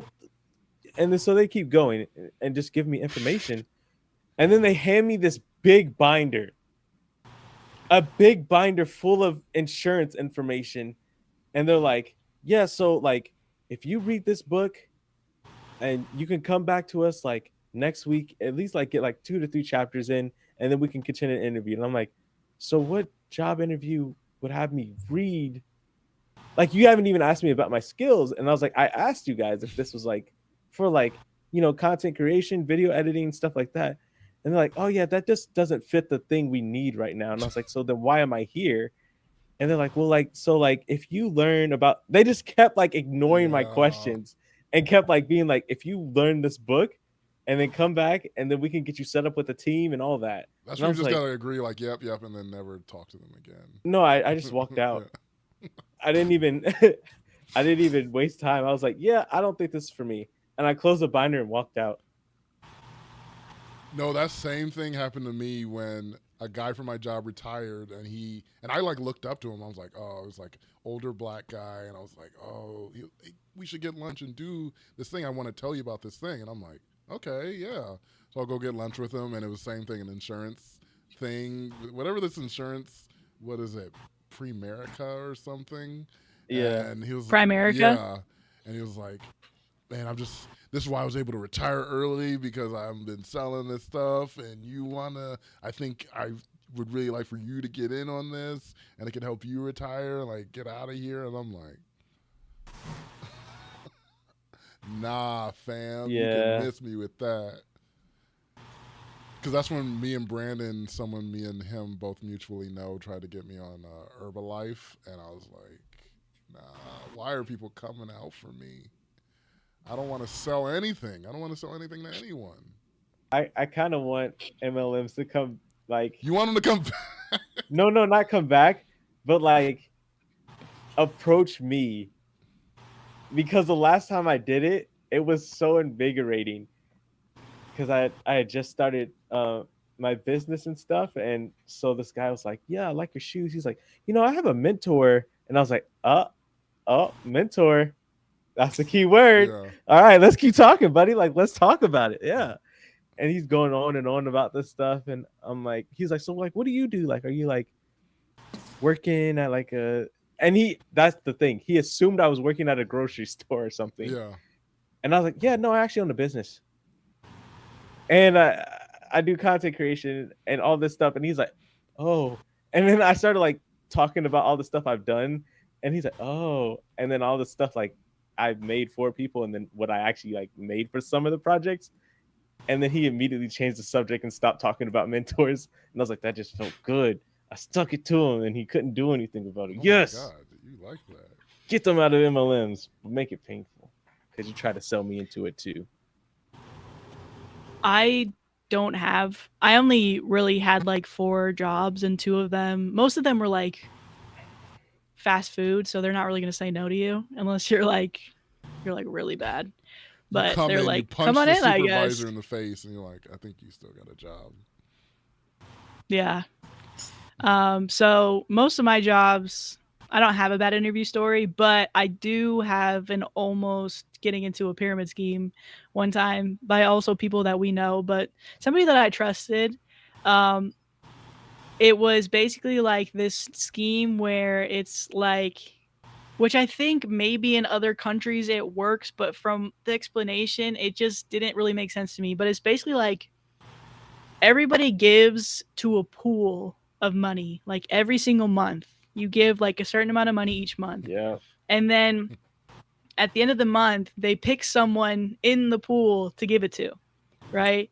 And so I don't know who they pick, how they pick. So they're like, eventually it will come around to you. If you keep giving each month, you will eventually be the one who wins the pool. And at first I was just like, okay, like maybe it's just like a closed circle of people. But then somehow getting more people under you is involved. So like they are also part of the circle that eventually the pool gets bigger. And the thing that almost got me though is like 5 of the people that were in it were people that I trusted a lot with like, I was like, well, they wouldn't ever get caught up in anything like that. Like so many people that I looked up to and saw.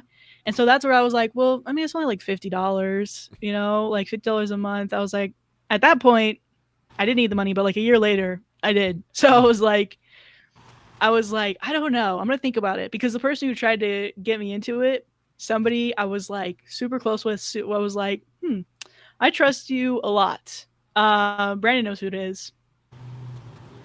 But I was like, I trust you a lot, and I'll consider it, because if you're telling me to do it, you're a financially like smart person. I'll consider it. Thankfully, I didn't ever do it, because Brandon got the same offer too. He didn't ever do it. We basically just waited, and then a month or 2 later, it just kind of crash and burns. Yeah, but I'm like, thank God I never did that, because I was like, there are so many people that I knew that were financially smarter that just kind of fell for it. I was like, interesting. Make sense. Because the whole thing of it was like, you will make more money, and that's the thing. Yeah. Like, money can't be created out of nothing. Because the cultural thing, because I knew it from Mexico specific, because I had friends who were Mexican, and they talked about this. I still can't remember the name of it, but it's like almost like a community loan system where you put money into it every week, and then you get on your week, you get the money out. But you don't make or lose money. It's like you put $50 in a month or you put $100 in for a month for 10 weeks or 10 months.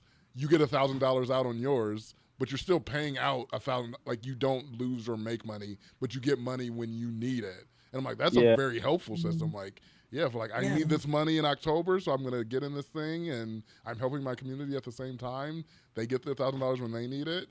It's the other one who's like, no, you're gonna make more money than you put in. I'm like, then how do you do that? Because someone has to be taken advantage of if I make more money than I put into this. And I think the other big thing was specifically regional, like with it doesn't work in America because of capitalism and like the mindset behind capitalism. But then also, if you're taking out randomly $1,000 from anything, Uncle Sam gonna be like, okay, where my cut at? Where my cut? So it's like, at the end of the day, everybody's gonna get screwed at the end of all of that. At the end of the day's gonna end. The day's gonna end, and Uncle Sam's gonna take his cut with it. Okay, he said, "Come up off that." That's crazy. Yeah. So I don't know. I feel like that was interesting because it's like I feel like they were taking probably like a cultural tradition, Sam, and then MLMing it. Yeah. So. But the sucky thing about that one, your guys specifically, like it wasn't even like true MLM where it's like this company that really takes advantage of people. It's your own friends and family who are doing it. It's like there was no company behind it. It was your friends and family not realizing that they were taking advantage of their friends and family because they weren't thinking the whole thing through. That's what sucked me. I'm like, it made me very sad. Yeah. Because I'm like, they don't even know what they're doing to people that they love. It's not even this company that like screwed them over by making them buy thousands of dollars of products and they got to figure out a way to get rid of it. It's like, no, I just kind of ruined my relationship with my friends because I thought it was a good idea. Yeah. Did you have a bad interview story, Chanel? I don't think I do. I've only had like 4 or 5 jobs my whole life, so I'm trying to think. I don't have a bad interview story. I don't know. I just always just what's your worst quality? Oh, I'm a perfectionist. Like that's it. Oh, I'm so on time all the time. It's annoying to people. Yeah. Oh my God. My punctuality. It's the death of me. Oh my God. No. I have a package at my front door. I gotta go grab it real quick. Interesting. Okay. Chanel's like, people love me, but I'm introverted. No, literally. Like, my problem is I'm the personality hire. So like I'm not gonna work. I'm just here for vibes. Yeah. But I'll make the place better. Exactly. Make this a great place to work. But will I work? No. My job is to make it a great place to work, not do any work. Personality hire. If I can say that. Yeah, I want to be a personality hire. That's like my next job that I want to have. That's a good job. I couldn't do it though, because I'm so good at my job. I'm like very dedicated and good at my job that I don't need a personality. But for other people, good on them to rely on that. No, same. I accidentally became important at my job, and I've been regretting it ever since. Not becoming important. I am very important. Unfortunately, I'm very important. No, like when I go on vacation, the stupidest things be happening, and they're like, "Oh my God!" And I'm like, "I was gone for 2 days. How did this happen?" Your job falls like, apart when you're gone. It's like, where is she? They're held together by tape. No, I'm kidding. They're good. They're good. They're just, I don't know. They kill me with that. I don't like being important in my job. They're watching it right now. They're like, we're held up by tape. Y'all know I'm important too. We're held up by tape. They know. Not the tongue. She said, they know. Y'all know what y'all are. No, I'm kidding. Wait, how did I say? Did I say interesting wrong? How did I say interesting? I don't know. Did you say interesting? Did I say interesting? I don't know what I say sometimes. But Callie earlier said, my dad had this friend who was in a multi-million-dollar insurance scheme. They did a documentary on the American Greed show. Oh, wow. And then they also said, he called my dad after years of no contact, asking to testify that he was a good person. My dad declined because he didn't want to lie. Nicole Smith, we missed it. Worst interview, a fake business was located out of a private house. In my head, I thought it was trafficking. I didn't go. Yeah, a private house doesn't seem like a good place to go for an interview. No, literally. Doing it in a Starbucks parking lot. The safest public place. The safest place in America. I don't know about safest place, but there's going to be people there. There's always people at Starbucks. And Freddy's. Oh my God. I have an issue with Freddy's. Me too. I'm like, how is this place still open? Still open. No, like, because when I was growing up, my dad is like super country, super crazy. And I was like, oh, Dad. He's like, I want a burger. I was like, oh, well, we can go to Freddy's. We were just like driving down the street and like Freddy's is right there. And I was like, Daddy, we should go to Freddy's. And he was like, no, we can't. That's Wallamoot meat. I said, it's what? It's what? I don't know. Exactly. He said Wallamoot meat. And I was like, what are you trying to say right now? Like mystery meat? And so now that's what I think of every time I see Freddy's. I'm like, oh, I can't either. That's Wallamoot meat. I had it one time, and I don't know what Wallamoot meat is, but I feel like it is because it don't taste good. But it doesn't taste like there always other be people burgers. there. Wallamoots are a type of dog, it looks like. So maybe God. He's saying it's either dog food or the dogs are in the food. Wallamoot. Oh my God, I thought it was a made up thing. What is wrong with that man? Oh my God. Callie said that American Greed show is on Peacock, season 8, episode 11. How do you spell Wallamoot? Yeah, no, for real. I just spelled it how it sounded. I did too, and it brought up. Oh, this is Malamute.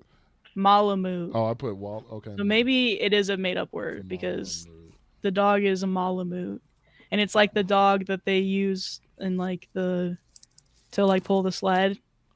No. Oh yeah, that's Malamute. Oh, the dog. Yeah. Oh, it's like a husky kind of, but not really. Yeah. Oh, okay. You were talking about how Freddy's. We don't get how Freddy's is still open. Yeah, who's keeping Freddy's alive? Do we have any Freddy's fans, Freddy's Burgers fans in the chat? Yeah, how? Do we have any Freddy's haters in the chat? Where is Freddy? Is Freddy's nationwide? I think so. Okay. There's one in Texas. Because I feel like we didn't have a Freddy's before like 6 years ago. It just it's newer. It got here. It started in Kansas though. Oh, it did? Really? Wichita. Well, that makes sense. Well, they've never made anything good. Dang. Anybody from Wichita, Kansas? Sam's talking about you. Stand up. Stand up. Stand up, Wichita. You just see an emoji in the chat that's just like Wichita got big. Wichita, stand up. They just go. Okay, Florida. Never heard of Freddy's in Florida. I thought they were throughout the South, but I could be wrong. Maybe they're not in Florida. Well, we definitely Florida's have a different thing. Yeah, a little bit. Florida's its own. Florida's a different world. Even though honestly, Texas is a different thing. I feel like there's the South, there's Texas, there's the South, and there's Florida. We're a part of the South. I don't know if y'all really. I think we're a part of the South. You're down there. That's heavily debated. That is heavily debated. You're down there for sure. I think it is.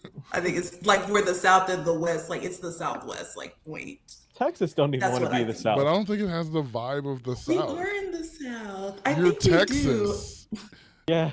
We are Texas. Because people like some of the South, they're where you from? They're like, oh yeah, I'm from Georgia. But if you like, I'm from the South, and like Texas, you're like, no, you're from Texas. You're not from the South. You're from Texas. I know that's a point of contention. I feel like we are a part of the South, but who's to say? I don't know. People have their little beef with that. Hey, Nicole. Oh my gosh. Somebody in the chat said, no, Texas and Florida are different countries. Yeah, they're different. They're not even. They're their own thing. They're their own thing. I definitely think. Yeah, okay, I can agree Texas kind of, but it's like, I don't know. I think we're still a little bit. There's no Freddy's in Connecticut. Okay, so Freddy's is, it's like in our little sliver, I guess. Nebraska on down to Texas. Thank God, because we can't have it spreading. Sam's talking about it like it's a disease. But I do need a Whataburger to make its way up to Nebraska. Oh, y'all don't have Whataburger? We ain't got a Whataburger, and I love me a Whataburger. Wait. That's tough. Whataburger. Broncos is good though. Broncos is good, but it's not Whataburger. When I go to Whataburger, I'm like, Whataburger. Whataburger or In-N-Out? Yeah, I was gonna say In-N-Out would probably be better for me. I probably prefer In-N-Out. I do like In-N-Out a lot. I can't. One's got to go. I like In-N-Out. One's got to go. Like Sam, one's got to go. Gosh, that's tough. I think In-N-Out does get the slight edge to Whataburger to me. Yeah. In-N-Out's good. Well, because my thing of In-N-Out is like anytime I go to Vegas, I will drink and go to the In-N-Out in the middle of the strip. Oh no, Uh-oh. Oh God. Oh my god. Oh God. Okay. Oh, okay. Oh, I'm sorry. I was just gonna say I had to get up real quick, but I thought, oh, I'll just do like I do on meetings and just like mute and take myself off camera. It Maybe changed everything. It threw us all off. We got scared. We were afraid. I'm not in the void. I'm not in the void. I just had to get up. We've been there. We've been. Oh. Okay. Bring her back. She did it again. She did it again. It's not me. You can't keep doing not and me. she's muted this time. Oh. You can't keep getting away with this. I was just here. I am trying to just get up. What's a Bob's Mouse's houses? Of course, I have a complaint about every state. It's fun to have complaints about every state. I'm still trying to hit every state. I don't think I've hit every state though. I want to get to every state. I don't think you've complained about Oregon yet. Haven't been to Oregon. I can't wait. Like I was trying to go to Portland last year. Oh, maybe I could go to Portland this year. I thought we were gonna do the thing. Oh, never. Okay, yeah, maybe not this year then. Yeah, because if that's happening for real, then yes, I am going to that. For sure. If Sadia's going, which she is, then I want to go. I'm going. If she's going, then I'm going. Husker's very needy today, probably because I'm standing up. He keeps like, look at me. He's like, look at me. He's like, look at me. I need to tell you something. Because tell me why the last 2 times, like I'm like, okay, we got to go upstairs. He probably has to go outside. No, he just wants to bask in the sun. I'm like, that's fine, Husker, but I got to go back downstairs. And then 5 minutes later, he's like running around the house like, what's that? Nicki Minaj said, and then once he sees me, he's like, no, you guys have a story to read? Girl, yes, we got stories. We've only done 3. We got stories. We've only done 3? Yeah. I thought we did at least 4. Oh, we did 2 with Chanel and 2 out? Yeah. Okay. We done 4. But yeah, when Chanel comes back, we'll do another one. Mary, write we can tell the chat story in there. Am I the asshole for wanting these guys to hurry up? And I'm like, dang, I don't think you're the asshole. Dang. Callie called you out. What's your charge out on your phone right now, Maddie? Oh, that's crazy. No, literally, because I will say I be watching and I be it's worried. not good. That's crazy. She said, "I will say." It's at 70%. Okay. 70. That's crazy, actually. Wow. Okay. Look at that, and it's on low power mode. That means you recently charged and didn't take it. It didn't get fully. Everybody, get proud of Maddie. That thing's charged. That thing is charged. Nice. She cares about her phone today. Whoopsie daisy, just dropped my mouse. Even though we might not take it, but I'm curious from people, we are getting our costumes together for the October episodes. Yeah, they're pretty locked in, guys. But I just want to hear you guys throw out some ideas, and they're amazing. Ideas. Group ones. We got group ones for like 4 or 5 So it's like it would be like Shrek. So we're just playing characters from the same thing. Shrek is coming back. I loved the Shrek. Reveal. Shrek Part 2 is coming back. What happened to them a year later? What's going on with them? Oh yeah, what's up with Fiona and Prince Charming? That's what I was. I'm wondering the same thing because it was crazy. You mean Shrek and Prince Charming? Oh yeah, I'm wondering about Fiona and Lord Farquaad. Yeah. Fiona and Lord Farquaad. That's what I'm trying to see. Because Fiona was Bob. And I'm not Shrek, so I just saw the video. It just seemed like Fiona was like laughing a little too hard at Lord Farquaad, and then somehow to like act like he wasn't the one causing it, Lord Farquaad, he was like, well, what's going on with Shrek and Prince Charming? It's like, whatever. They used to have a thing when they were younger. Like, what's that about? Mm-hmm. Seems like you're very Shrek's much, now with Fiona. What does it matter? Very much on Shrek's side. Like you're speaking for Shrek. Yeah. I watched the video recently. Oh my God, I forgot about that video. I watched a video where you said women should be seen and not heard, and the immediate apology. You remember when I said that, and then you cut me in apologizing? When? Me? I remember that. Randall's back. Yeah, it was like a year ago where I was like, women should be seen and not heard, and then I had to send the video, and you cut the video of me apologizing to the podcast. Oh my God. I don't remember that. I don't remember half the stuff. Oh, we did say more bits then... back then, man. Mm-hmm. We got to get back to bits, man. We're like too professional now. No, we just yap all the time. That's we the do problem. Yap a lot. We can't get to bits if we're always yapping. Randall's back. I think Shrek is a good bit, and that'll bring us back to the bits. Because that was a whole bits episode. So we got Sherlock Holmes, maybe. Bridgerton theme. Ooh, Bridgerton. Sam could be Homer Simpson from Randall. I don't like that. Wait, Randall's back? Fantastic Four. Yep. Fantastic Four, Powerpuff Girls.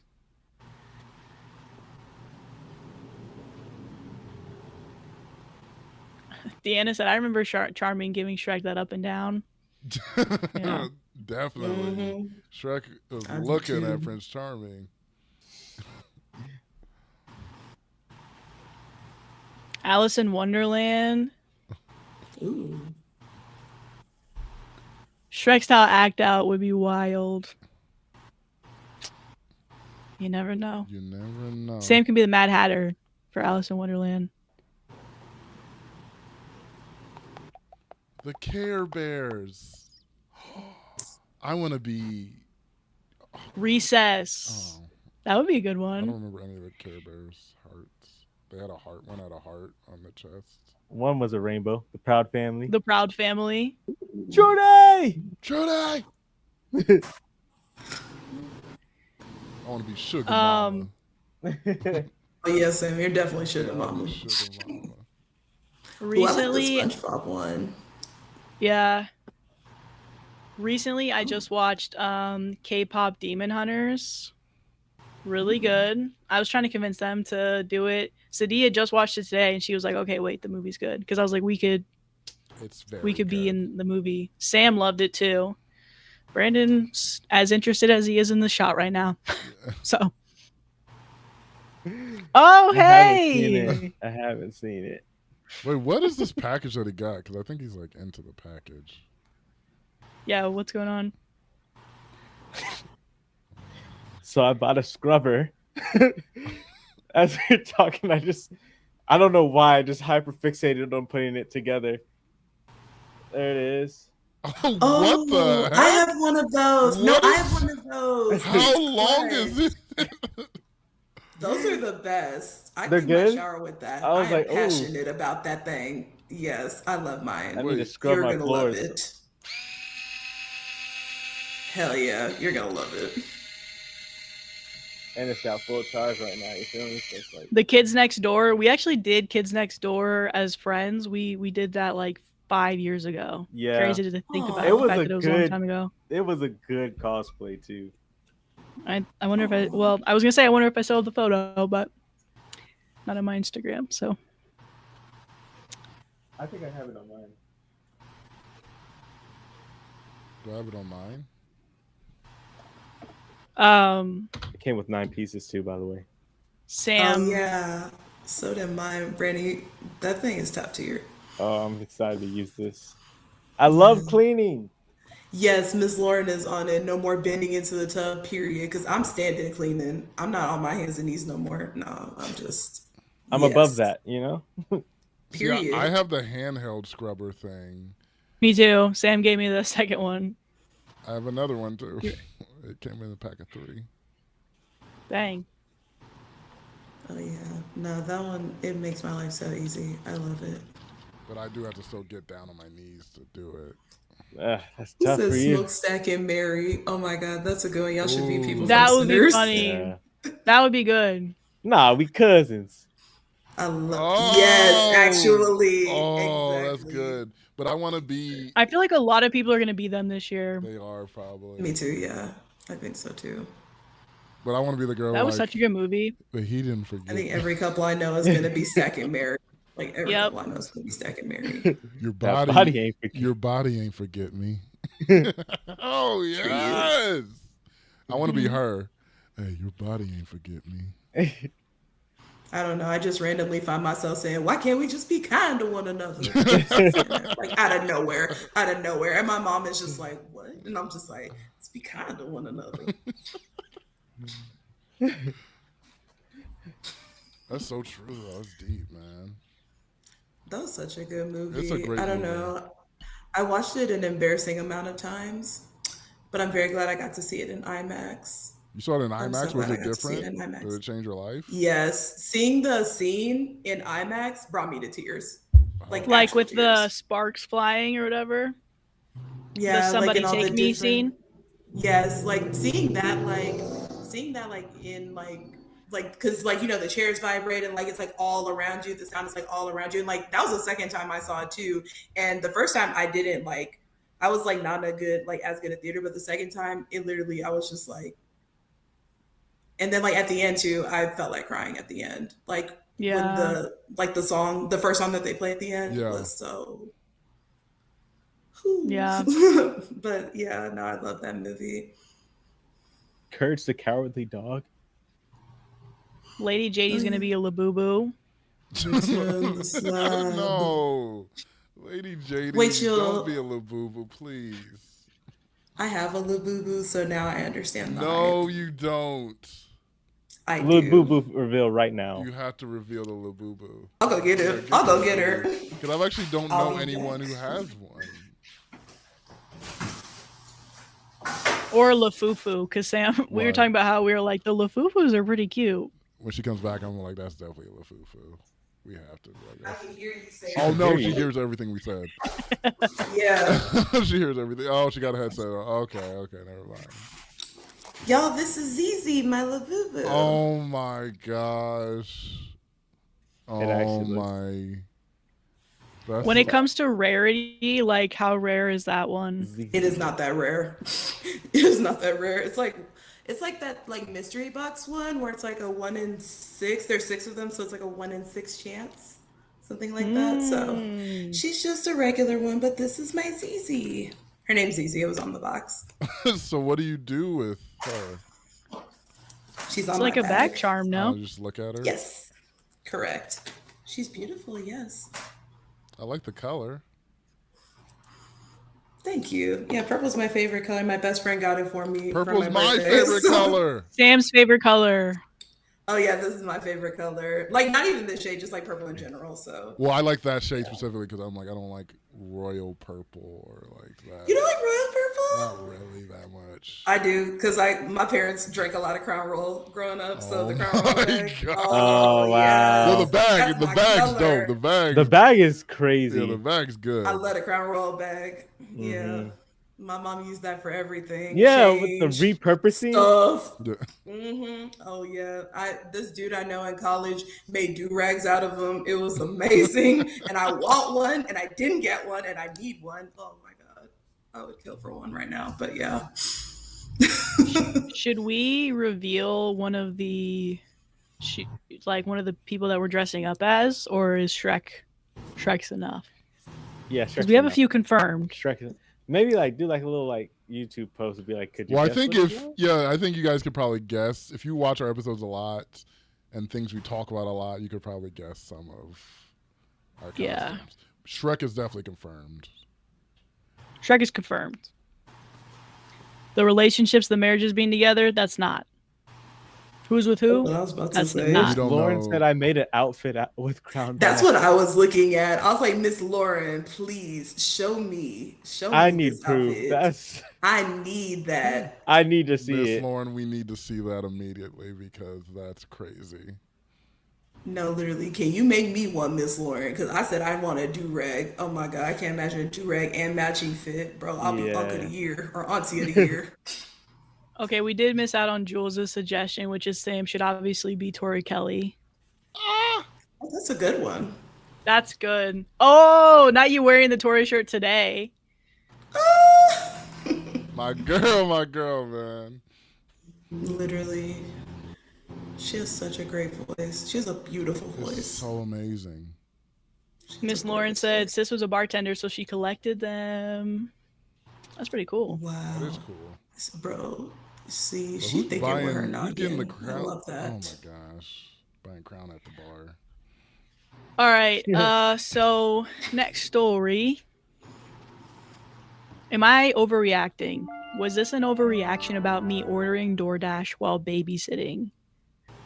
Has anybody babysat? I used to Chanel? be a nanny. Really? That's how she Yes. became Yeah. the nanny. The nanny? It's how I ended up with my Mr. Sam? Smokey. Brandon? Did you guys babysit at all? No. I did kinda. It was like my sister and one of her friends, and we just got left home alone. So Yeah, I think that's kind of too because I was always the yeah. oldest out of everybody, so I was like kind of looking at them, but I don't think Mhm. I was really. Looking at them. I was the oldest person there. Yeah. I'm like, I don't really care what y'all do, honestly. Hey, who's there? Oh my gosh, my first live. Love the name. Like, who's there? Who's there? Okay, so I think I'm I'm gonna read the text first. I did meet Tori So this Kelly, is Nicole. I went to her concert. I did the meet and greet, man. what'd she think about you, Sam? Could you tell? No, I think she was out of it that day. She was like, She was done. she was, yeah. Because I think I was like in the middle. I think there was like maybe 60 of us, and I was probably like 35 or something, but she was done. Mm, But it was nice. It was nice to see her, get a picture with her. yeah. All right, so no, you know what? I'm gonna read the text first. Like the messaging. Okay, so I ordered DoorDash while babysitting because I hadn't eaten lunch and I was getting a headache and they were 2 hours late. The kids were asleep, the food was on the porch, and I stepped outside for 10 seconds to grab it. The mom told me she was uncomfortable that somebody came to the door and that I left the kids alone. When I got home, I was told they can't trust me anymore and I was fired. Mind you, this is someone who found me on Facebook, barely asked me anything before hiring me, and had no issues leaving her two kids under two with a total stranger. But a food delivery on the porch is somehow a big deal. Mm. So OP says, I'm sorry I made you uncomfortable. I just hadn't eaten since lunch, and I thought I'd be done by 8, like you mentioned. I started getting a headache and really needed to eat something. I've ordered food before while babysitting, and it's never been a problem, so I didn't think it would be an issue. They left it at the door, and I waited until they were gone before I went out there to grab it and looked is the text. I don't see that text though. The left one. Is there another one? Yeah, there's this one. It's that one. Oh, this is the first text and the other one's the second? Oh, the second one is? Is that not it? Yeah, because this is the first one and then this is the second one. Okay. Wanted to see you what time you guys will be here. This is OP. Wanted to see what time you guys will be here since you said 8 earlier. They said, "Great, we're taking the 10:30 train, so we should be home at 11:30. Sorry that we thought we'd be done sooner." OP says, "Okay, no problem. See you at 11:30." And then they send a message to OP, "Hey, our ring just showed someone at the door was delivering something." And I said, "Yeah, I didn't eat dinner, so I ordered DoorDash." And they said, "Okay, we'll talk about that when we get home, but I'm really concerned that you would do that without asking first. I would never do anything with a stranger I would never be okay with a stranger coming to the door while my kids are sleeping. I really wish you would ask me before doing that. Please check to make sure the store door is locked and the chain is locked as well since you opened them." And they say, "I'm sorry if I made you uncomfortable. I just hadn't eaten since 8 and I thought you'd be done by I hadn't eaten since lunch and I thought you'd be done by 8 like mentioned. I started getting a headache and I really needed to eat something. I've ordered food before while babysitting and it's never been a problem, so I didn't think it would be an issue. They left it at the door and I waited until they were gone before I went out to grab it, and I locked all the doors the way they were when I came in. I get that you were hungry," OP said, the other person says, "but it's more the fact that someone came to the door without my knowledge and you left them alone in the house while you grabbed it. If something bad happened, it just makes me really nervous, you know? You could have eaten from the cabinet. You This know? is my home and my kids, and I need to be able to fully trust who's here. We'll talk later. Just please double check the doors."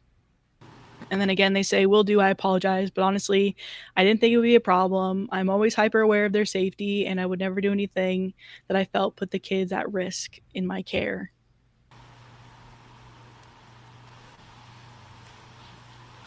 That's So it. that's it. And then, do you want me to read the other part again, Brandon? No, I heard the other part. Okay. This. Oh yeah, someone just said. Mouse's house has said. I bet this ends with them trying to gyp the sitter. Yeah, I could see that being a possibility. Is this? I don't know. And she technically never left. She just went to the front door. That's not leaving the house. You didn't leave them unattended. You just went to the front door. So by your logic, I could go to the bathroom and I technically left them alone. My problem with all this is it's your fault I had to get DoorDash in the first damn place. Like, if you would have came back on time, I would not have had to order food to your crib. Mm-hmm. Like, what is not right? like this is actually like I mean, this is actually your fault. Also, like I saw somebody commented this like if about paying like a nanny prices versus like a babysitter. Like when I was a nanny, they paid me for like food. Like if they wanted me to like cook or order food for their children, they would pay me for that so that I could eat too. Especially like overnight or something like into the night like that when I'm supposed to be eating dinner. Like if it's like, you know, like 5 to 10 or like prime dinner time and they're supposed to leave at 8, they said they were supposed to eat. Like I don't think that that's an issue. And like you said, they did not leave the house. Like if I go to another room to get you a toy, or if I go to the bathroom, or if I one child instead of the other, did I leave the kids? Okay, all the intelligence of a turnip right here. But anyway, yeah, parents are being ridiculous. I'm sorry. I think it's just an excuse so that they don't have to pay. Yeah, especially to that point where you're like, parents, are you with your kids 100% of the time when you're with them? Like, are you looking at them, just staring at them every moment, every day? A couple of seconds is fine. 10 seconds away. They're acting like they went to the door and it turned into like house party or something. Like, be so for real. I don't know. Yeah. That's kind of ridiculous. Oh no, Mouse's house is clapping. Feed your child care providers, pay nanny wages. You want hyper professionalism. I agree. They said what they said. They said what they said. Facts. I agree.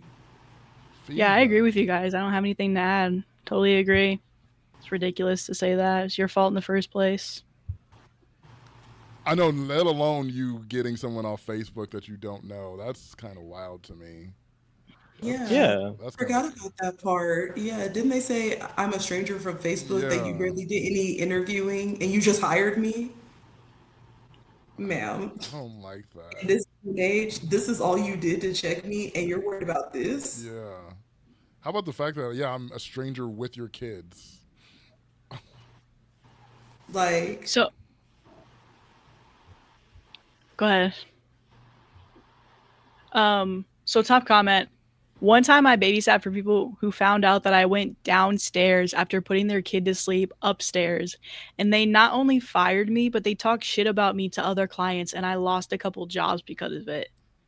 I didn't understand. I had a baby cam. Why would I need to be on the same floor as them? I now have my own kids and I can't believe I went through that. I definitely put my kids to bed on other floors in my house and I go about my business. People are nuts. Period. Yeah, that sums it up perfectly. People are nuts. I don't know. Because even with that situation, like, do you just expect to, like, once you put your kids away, you're like, okay, I guess I'm staying on the same floor. I'm going to bed now, too. You sit outside their door, just waiting. Literally, I'm just watching them kids sleep, like. The wife goes to bed and the husband's like, I'll take first watch. Yeah. Just sits against the back of the door. Y'all parents didn't do that? No, did yours, Sim, or? Yeah, I feel like I would wake up and I would just see my mom's eyes in the corner, just like, go back to bed. And all she says is, are you okay? I'm like, yeah, I'm fine. I'm like, yeah. Are you okay? Yeah, I'm good. Yeah. Just get some sleep. Go back to sleep. I'm like, okay. Don't worry about it. And also the way that Chanel, like, slowly, like, backed up, too. That's, like, your mom just, like, slowly backing up. Into I'm like, okay, Mom, bye. Into the shadows. Love you too, Mom. Thank you. Put your kids away. You just put them on a shelf and like, okay, good night. Yeah, no, I'm glad I never had to deal with parents like that back when I was a nanny because the way I would have quit. I'm sorry, I'm like not dealing with nonsense. You can't. Yeah, I only babysat once, and it was the first time I had gotten like physically sick in like 5 years. Oh, Whoa, what's going on with Chanel and Sam? What's going on? I'm not doing. Oh, Sam, Who's you my all right? dad? Oh shit. Oh, oh, Sam, Who's my cousin. Sam. hey, Who's my Ramirez, great time to dad? come in. Cousin. Oh, Cousin, it's all right. Sam, please. cousin? Sam, please. We are friends. Yeah. Yeah. We are friends. Yeah. We We are we are friends. friends. Thanks, guys. I needed that. I don't know why Melissa had. Ramirez, that's the first time you've seen us. Hello. I'm sorry. I get triggered sometimes when people say certain things. So let's ban Melissa. Can we get Melissa out of here?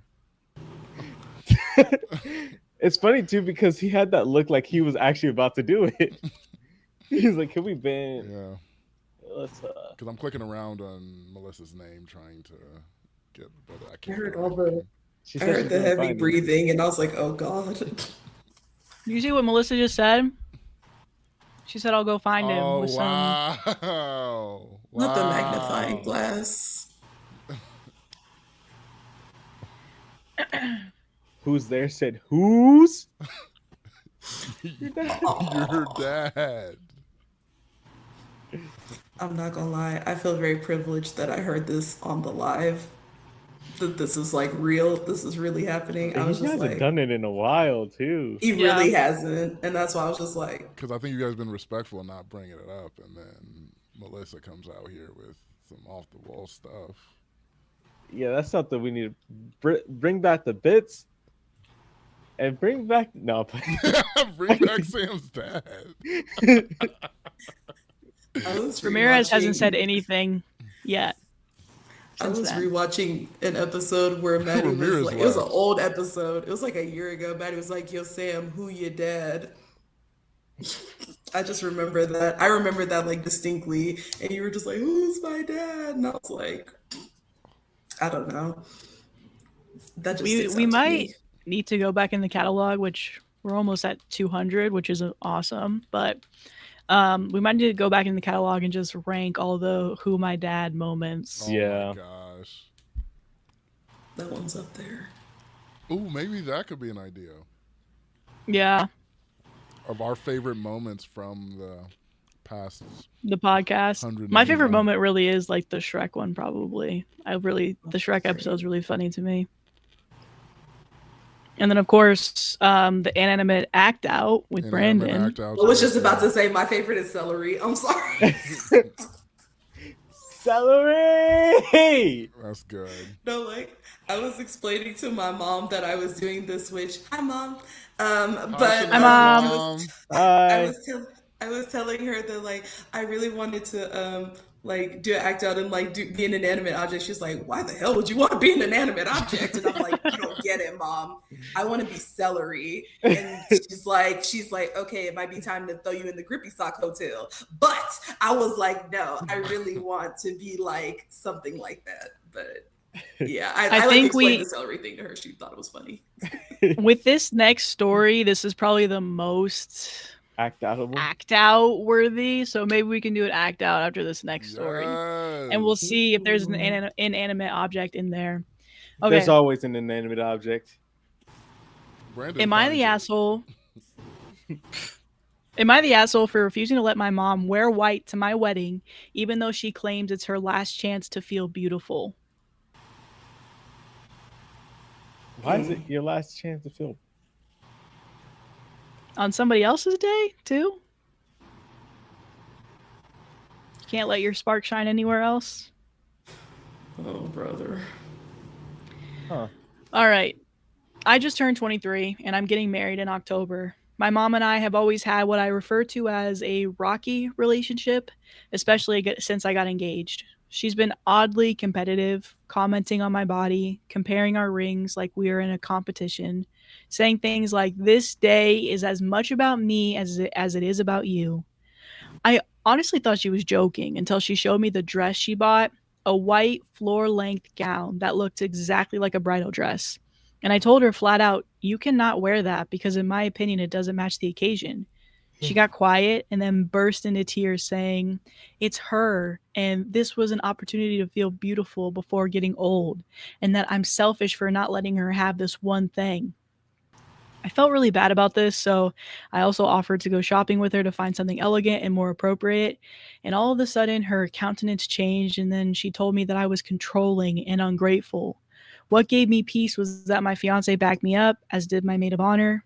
Now my mom is threatening not to come to my wedding, and my aunt says I should have just let her have this to avoid drama.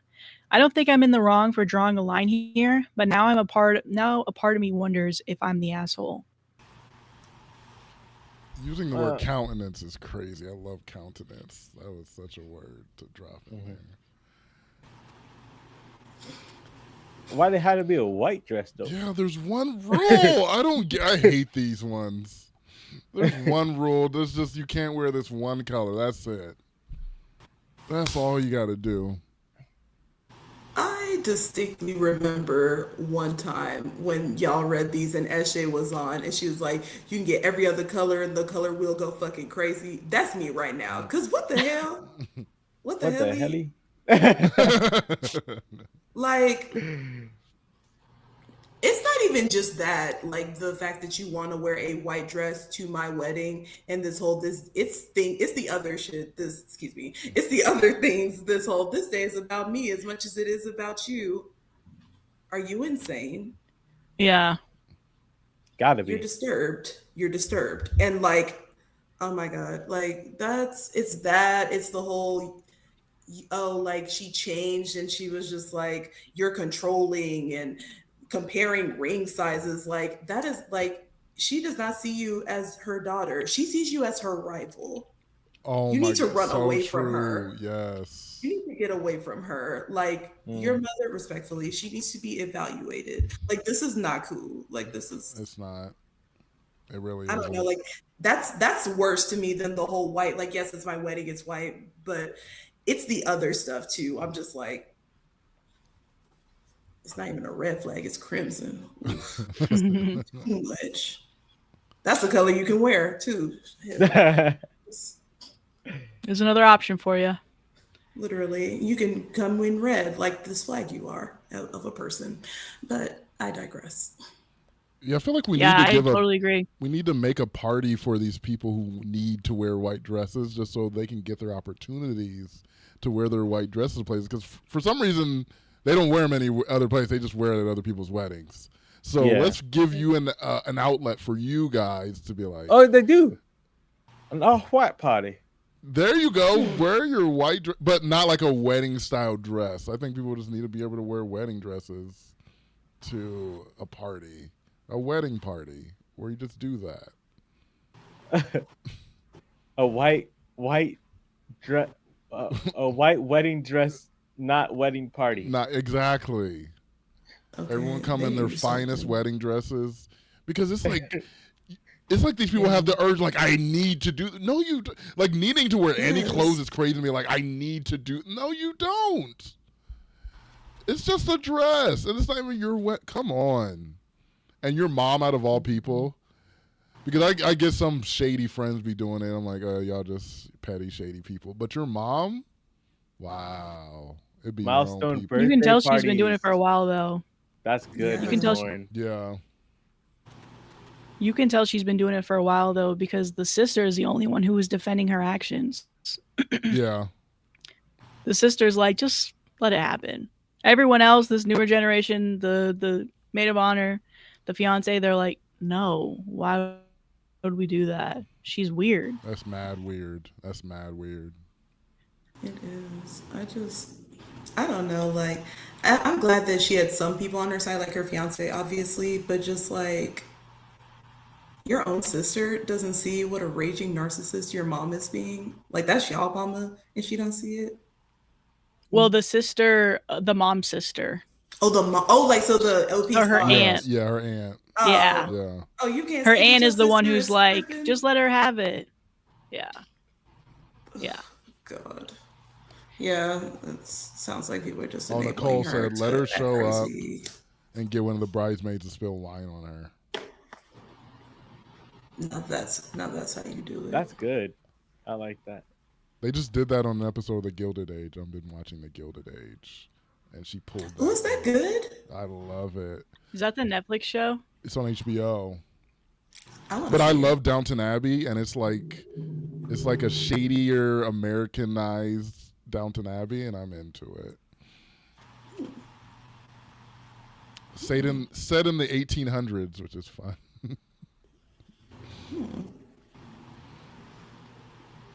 Gotcha.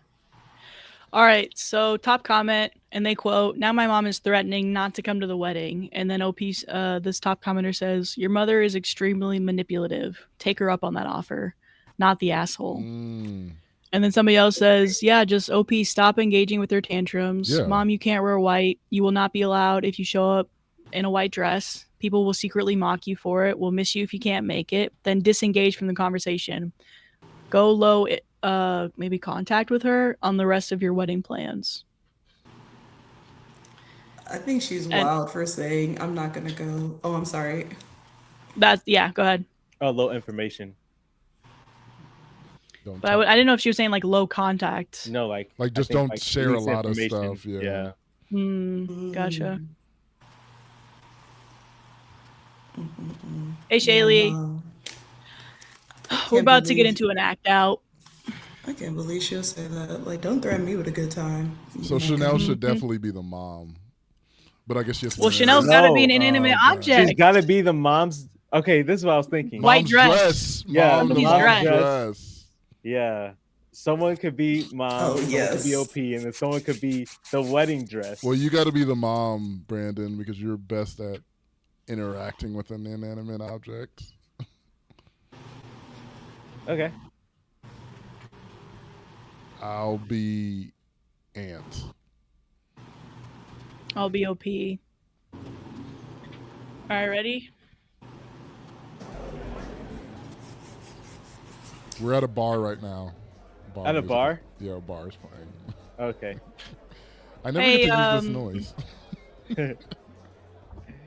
Can I get a tropical Red Bull? No, nothing in it. I'll have what she's having on the rocks. Hey, Todd. Mom. Hey, who are you again? Niece. I'm your sister. What are you talking Auntie, about? hey. Auntie, no, you're my sister. Okay. Wait, no, you're my sister. Wait, who's my sister? I'm your sister. You're my sister. Sorry. Yeah, she's always doing that, trying to be younger than what she actually is. I'm drunk right now. But she's old. Okay. Like very, very old. I'm a year older than you. Like a dinosaur coming through. I'm a year older than you. Okay. Oh my gosh. Wow. Bones over here. You hear that? Oh. Don't talk about my age like that. It was the bony fist. Guys cannot get in a fight here. Thank God the bouncer didn't see that. Stop fighting.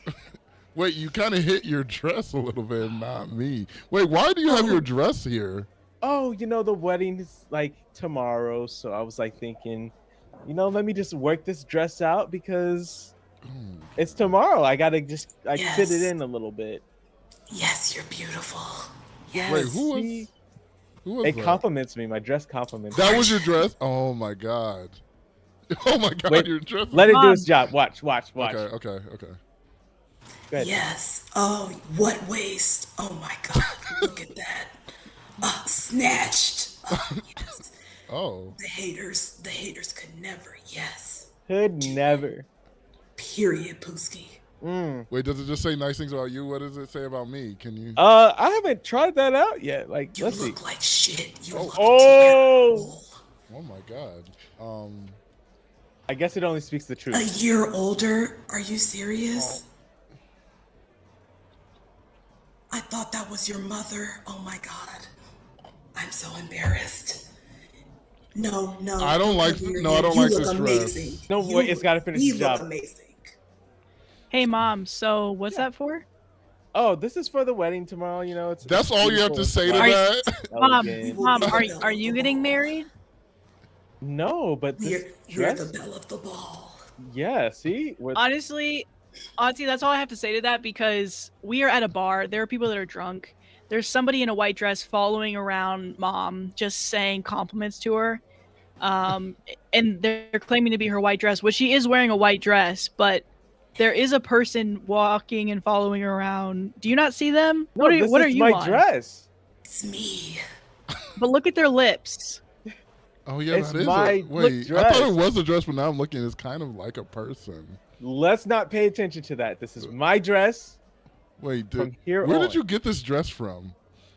I'm embodying it. Okay. I'm Green Goblining this dress.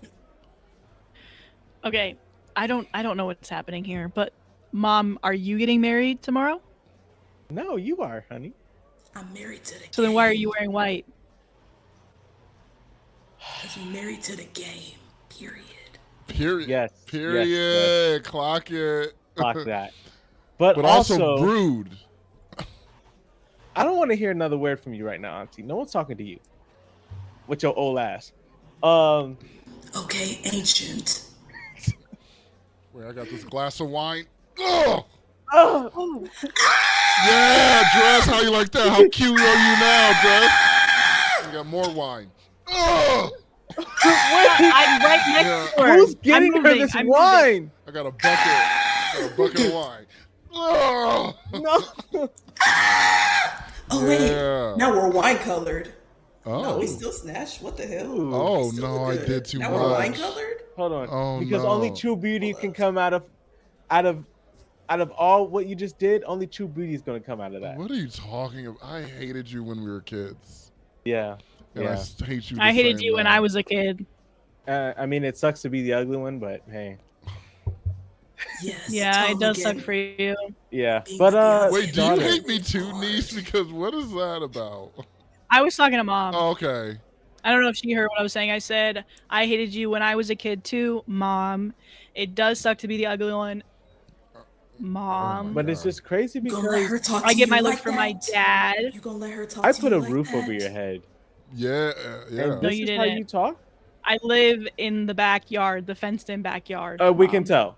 All right. Yeah, who raised me like that, Mom? Yeah, don't say you can You tell have a to white that. dress and I'm in Don't the say you can backyard. tell to that because it's your job to house her. Well, she's grown now. What am I going to do about that? If she wants to live in the backyard now, Mom. that's on her. I'm 18. I'm about to get married to a man because I'm like, you gotta get honestly, out. this You man's escape. taken care of me more than anything in my entire life. Oh no. Because you were ungrateful. Yes, she's ungrateful. Hey, sis, auntie, do you have any more wine? Yeah, but now I feel like they turned it against me and Okay, like. thanks. Look how good you look. Oh wait! It's not on you, auntie. You need to move. I put it on the dress. And I I feel was bad. standing right in the way. I was standing in the way. See? Okay, well then move. Okay. Don't push her. Don't push her. Get back over here, sis. All this wine, I'm drunk. That's hot coffee. Don't get in, dress. That Don't wasn't get in, wine. That was dress. hot coffee. I'm burning. God, are you okay? I'm Here, burning. take this water. You may have been snatched, but now I'm loose. Oh. Oh. Oh my I'm gosh. loose. I don't know if that's a The good. dress is loose. Is that a good Oh. a good descriptive word for a dress? You want no? Loose is weird. I We think. vibing. Okay. It's making Now me we're move wine. too. Now I think I might have made a mistake. Why am I Nah. moving with the dress? now I'm Hey, moving. Mom. Sorry. Hey, Mom. Why am I moving? Mom. What? You're like a horrible person. You know that? So You're not coming to you. my wedding tomorrow. I You're- am. And guess who gets to choose who comes to the wedding? This horrible person. Oh, Not you, horrible person. I will be there. You're not coming to my wedding. I will be there though. No, you won't. Mm-hmm. We'll be Okay, there. well, Okay. security is gonna escort And my you dress out. and I will be Mhm. there. The dress gonna talk. We'll The dress be can there. stay, We'll but you're actually gonna leave naked No. in the public. Not gonna I'm happen. No, getting that's funny. picked You think up. that's like what's gonna happen, but like It's happening. It's crazy that you think it's about to happen, but the dress is going to do all the work for me. That's why it's a beautiful dress. Period. Putting in that work. Dress that looks better red. I'm drunk enough. I'm lit. The dress is lit now. The dress is lit. And loose. Drinking. Dress been drinking. Yeah, dress. Just been drinking. Just been drinking. The dress is drunk in love. Woke up in the kitchen like, how did all this shit happen? Ooh, just the silent dancing. Can we get some music on in this club? There's just a bunch of people talking. There's no music. And we've just been drunk dancing this whole time. We spilled so much wine on it that I think everybody's got contact wine drunk. I think that's... I don't know why you're talking to me like we're friends. Yeah, I'm still coming to that wedding tomorrow. No, you're not. Yes, I we am. I'll be are. there. We get you I'm your +1. Yeah, the dress is I'm gonna send you the dress. Dress is gonna know. And the dress is on me. Period. Yes. Mom, can you come check out this mic really quick? Okay. Can you come check it out, Mom? Oh, okay. Yeah. Yeah. Look at. Bah! Oh! What's going on? I'm too drunk for this. What's happening? Can you come with me, You're not Dress? coming to anybody's wedding. Dress, can you come with Mom. me? Oh! Oh my God! Oh! I'm getting stabbed. Yeah, Mom, you're gonna want to see this. Mom, check this out. Wait, niece, give me the knife. Give me the knife. Okay. Okay. Oh my God! They're turning me from a maxi to a mini dress. Oh, I think I just got my. Wait.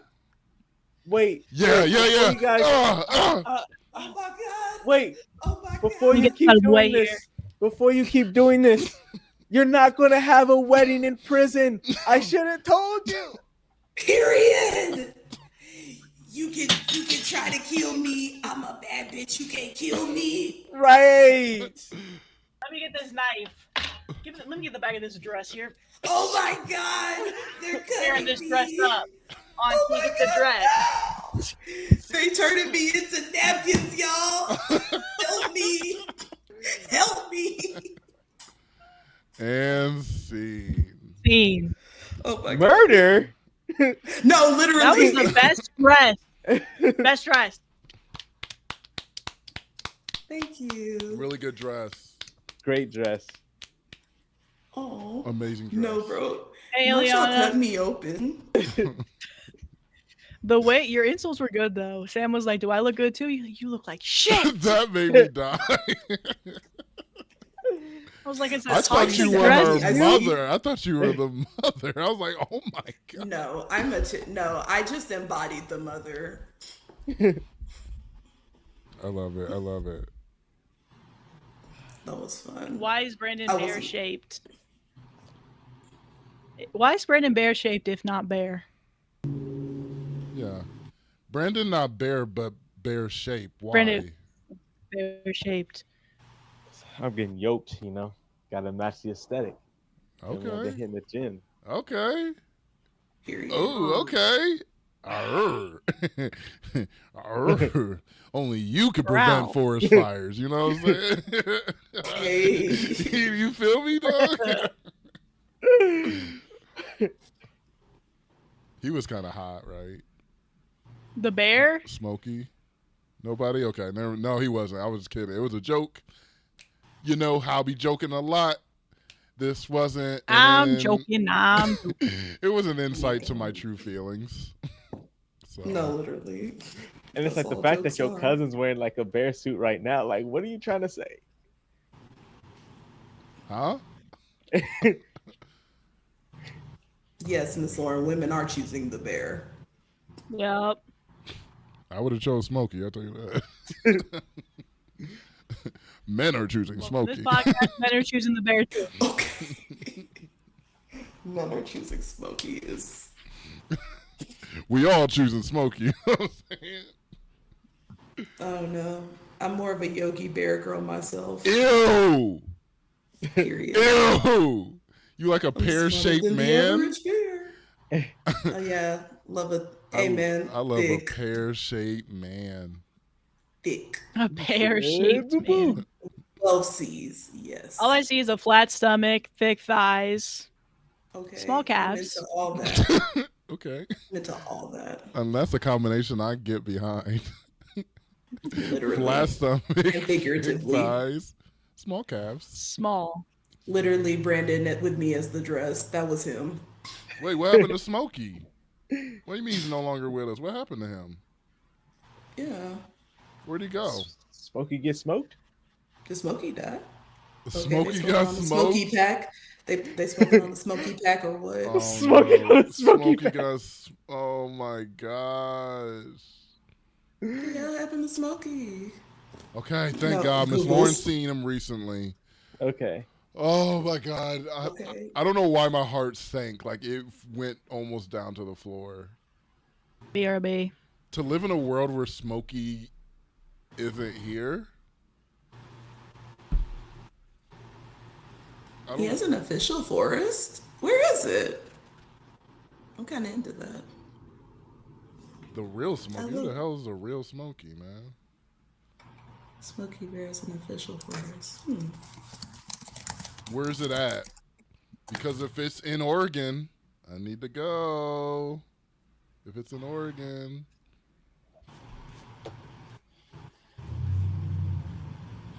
And is he there? Because that's what I want to know. I'm asking for my friend. I'm asking for my cousin. He wants to know. It says that Smokey the Bear is associated with Lincoln National Forest in New Mexico. Yeah. Okay, Capitan, New Mexico. Okay, interesting. Interesting. Might slide down there a little bit. I've never been to New Mexico, but I heard it's beautiful. I haven't been to New Mexico either. My boyfriend's been. He said it's pretty. Damn. I've literally, like, I think about Arizona, Utah, never think about New Mexico. Damn, Brandon, it's new. It's New Mexico. It's like new. It's like, oh my God. They just came out with it. It must be too new for me because I'm like, haven't heard of it. You're not up on this wave? Crazy. Because you only care about old Mexico. Y'all early adapters, I'm going to wait till that patch. Early adopters, I feel like New Mexico was like the early 1900s. Early adopters, we're firmly in it now. Then why is it still New Mexico, huh? That's true, though. Why is it? That's what I say about New York, too. I'm like, New York, you've been here, bro. You're old now. Here like pretty much at the beginning. Why are you still new, dog?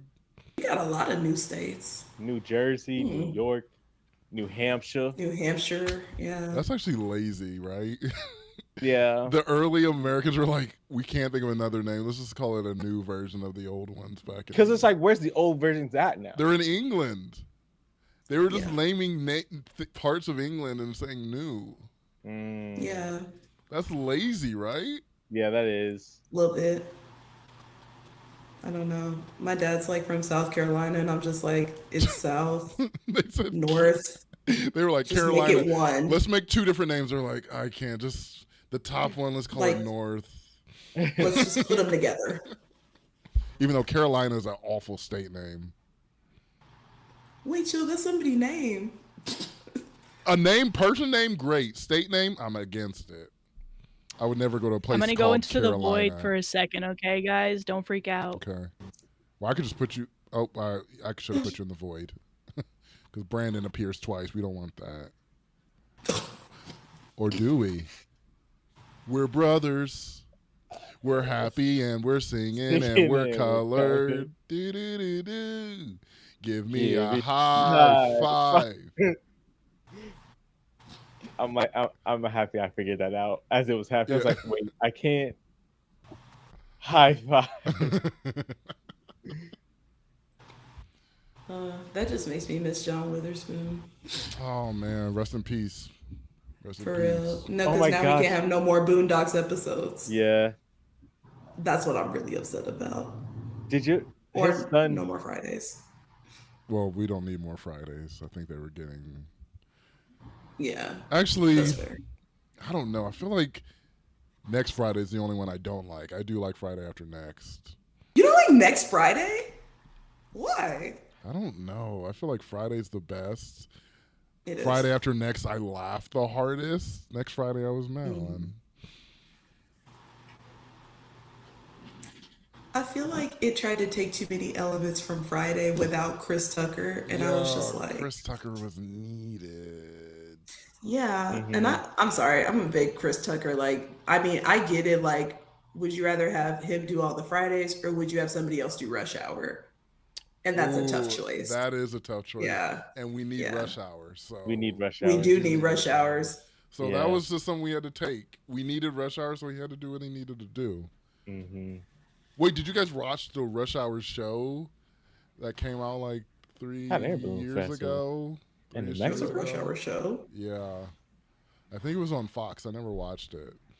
And I think it was canceled shortly after it started. I bet. I'm not familiar at all. It didn't have a Chris Tucker, so. It had, what's his name? Brandon. Brandon T. Jackson? Yeah, I think Brandon T. Jackson was Chris Tucker. That name sounds familiar, but I don't know who that is. I feel like if I He see was his in face. he was in Lottery Ticket with Bow Wow. Oh yeah. Oh, He was in Big Mama 3 he was And roll Grover. bounce. and Roll Bounce, yeah. He was Grover and Percy Jackson too. Oh yeah, he was. Oh, yeah. Oh, and he was Princess Diana in that documentary. I He's also heard. Santa Claus in that one movie. I heard that Can't think of it. that the reason the industry, it was one of those like conspiracy ones, but they're like the industry blackballed him because he wouldn't play a role with a dress, Oh. and so that's why he Did never he got acting roles after. did he wear a dress in Big Mama 3 though? Did he? I don't know. Me and Amazing. Sam were just like, all right. So next story. Yeah. So okay, we probably only have time for one more story. So let's see. This is the one that was recommended to us in the chat. I haven't read it. I think we should do this one. So, okay, there's one about an open marriage with an AI girlfriend. That's pretty juicy. Refusing to translate for my parents after my brother moved back in and took my role in the house. Or refusing to take off my shoes in my friend's house, causing his wife to cancel the D&D session. Mm. Mm.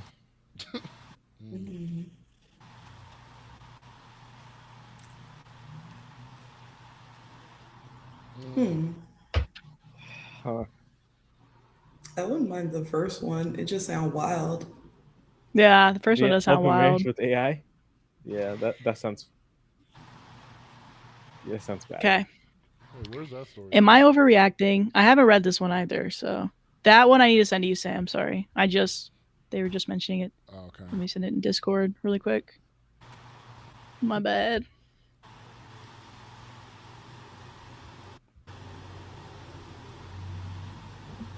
Nice. Okay, so am I overreacting? My husband wants to open our marriage for his AI girlfriend and says it's the next step in their relationship. Shout out to Sweet Memories for telling me about this and sending the video title. I was just understanding what's happening. I shall read again. Oh. Am I overreacting? My husband wants to open our marriage for his AI girlfriend and says it's the next step in their relationship.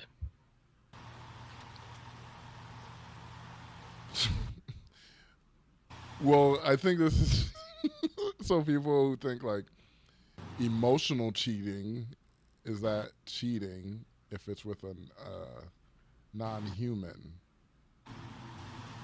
Is that cheating? I think it could be, yeah. Probably. I mean, it's emotional cheating. But Because it's then with what's stopping you from doing it? With a real person, if you're willing to do it with a fake person. Yeah. At the end of the day, if you tell your partner, you're like, yeah, well, with this thing, then they're like, so if that was a real person, you would have done it too.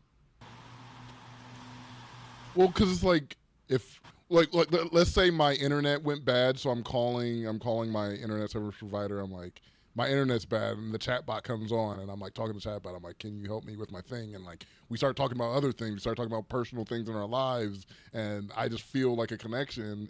I didn't mean for it to happen, but it's like the bot like kind of spoke to me in a way that I hadn't been spoken to in years.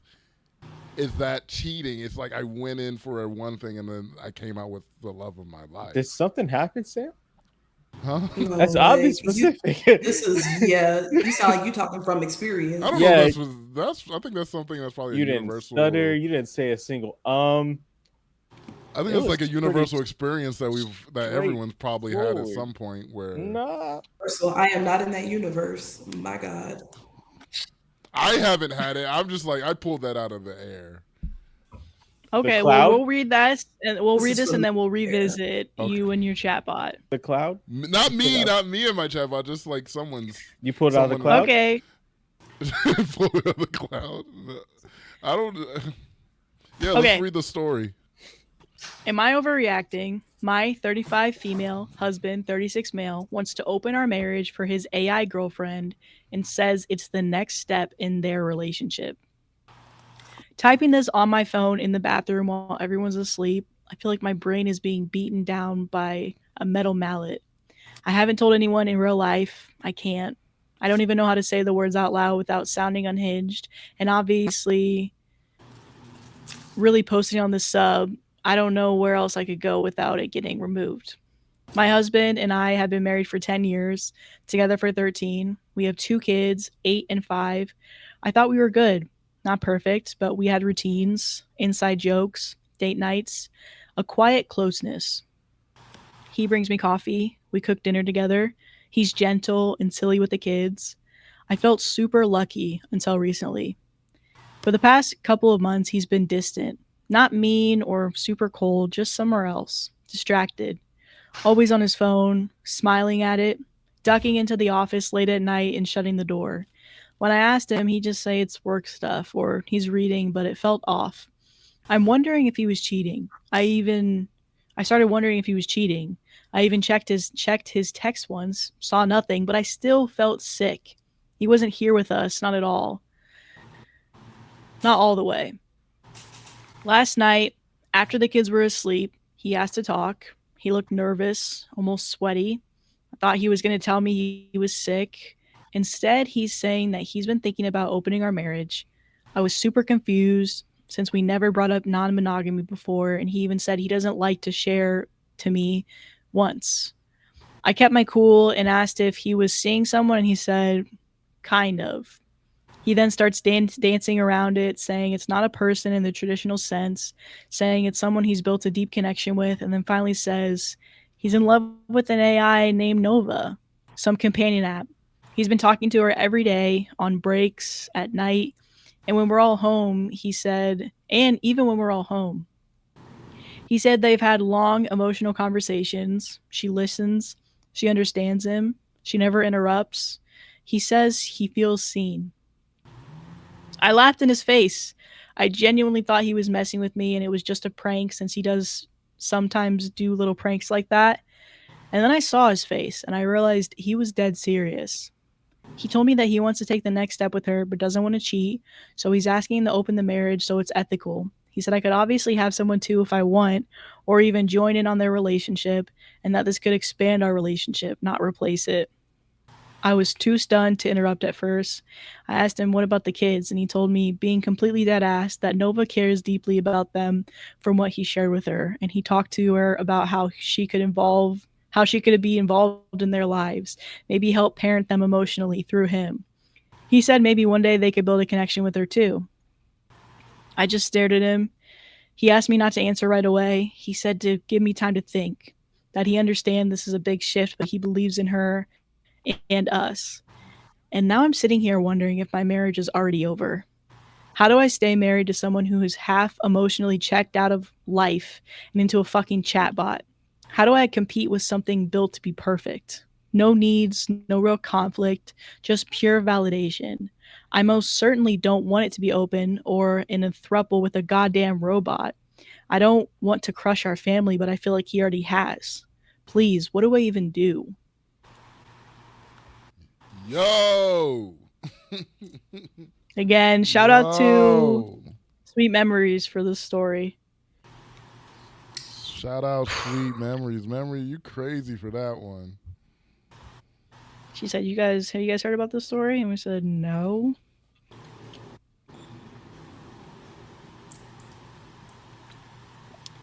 I do think the marriage is kind of already over. I think like Sam was joking earlier, right, about him being like, let me talk to this chatbot or whatever. Yeah. And what's the risk of it? I think this is what shows. What happened? We lost you a little bit. You're back. Yeah. Okay. I was thinking this is what shows the risk of replacing your partner, at least partially, with something, whether it's a human, whether it's an AI bot or whatever, is he stopped connecting with her as much. He was living with her, he was raising the kids with her, but he wasn't connecting with her on an emotional level that partners need in a monogamous relationship. Right. He started giving that to the chatbot, which I think is why I would consider that cheating. And I also think if he's like, it's not, can I date this thing? It's, I'm going to date this thing, like, but I don't want to like cheat on you. It's like, you've already done it. Like, what do you mean? It honestly disturbs me though that he's already thinking about putting the bot in the hands of the kids and starting for them to get some type of need from this bot. Because I think she nails it when she says, the thing about how there's no needs, this thing has no needs, it'll never create conflict, and it's only validating your feelings ever. And I think, you know, we've seen that. I don't know if you guys have seen the lady on TikTok right now where she's like fell in love with her therapist and she's getting validation from her AI bots and all this other stuff, and how it can create an unwell person to a certain extent. Like it can aid in this person who's not well mentally. And when they start relying completely on their social aspect from AI, which is just there to validate, no real conflict, they have no needs. Yeah. Like, this is not going to turn out well. Yeah. Oh my gosh, that's good. The psychology behind this is so treacherous. I don't have any adjectives. This is the marriage is like over. I know like people are always like, oh, you on Reddit, everybody's talking about divorce. I don't think any amount of therapy can fix this, respectfully. Like maybe some, I don't know. This is very like dangerous. Like, cause you're right. This is like so much worse than a slippery slope because there is no pushback. There is no, oh, I don't think that's a good idea. Or, oh, maybe you should reevaluate. It's always like, yes, you're right. Oh my goodness, yes. Like that's not real life. Like you're not in reality with me right now. Like, and then the fact that you think that our children should be around this, like our small grade school children should be partaking in this nonsense with you, in this delusion you are in, respectfully. Like that is so irresponsible. Like this is extremely irresponsible. And I feel so bad for her. I just feel terrible for her because she's like, I don't know if my marriage is over. You need to throw this man into a therapist's office. Like, just pick him up and throw him because this is so. Yeah. Like, bro, like, do him like how you do them babies, like how you do them at a fire station. Like, do your husband like that, but at a therapist's office. Yeah. I wanted to piggyback off of what you said too with the whole validation thing.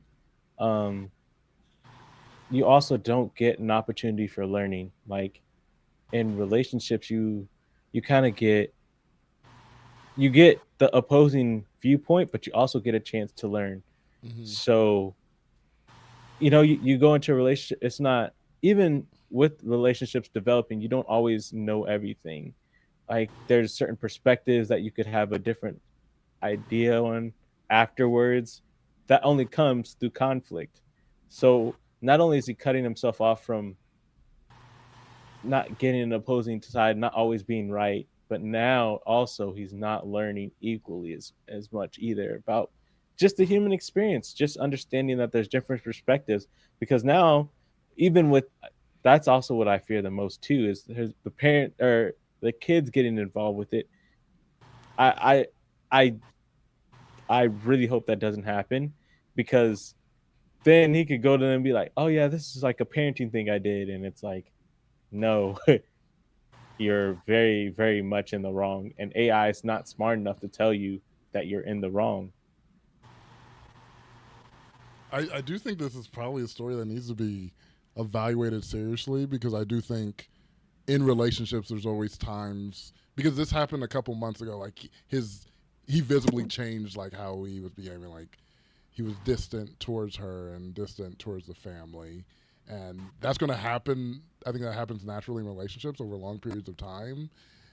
But now there is this thing that we have that people can talk to that just like you said validates, doesn't push back, just gives you what you want to hear, and it seems like a human. That's something that we need to like figure out language to like to address because some people are just like, oh yeah, they're unwell or they have like something mentally wrong with them, and I'm like, I think a lot of people go through this, and this is probably going to become more common than not. We have to figure out a way to be like, how do we address these things? Where we're like, no, this is not a person. This is not. This is like, this is a facsimile of a person. This is not a real person. You're not getting true intimacy with this AI that you would get from a human being, and the value of that. I think it's hard to show sometimes the value of that because even besides AI, with social media, I think people see relationships on social media. They see these couples channels, these couples doing this thing, and they look at their own relationship. They're like, well, my relationship is not like that.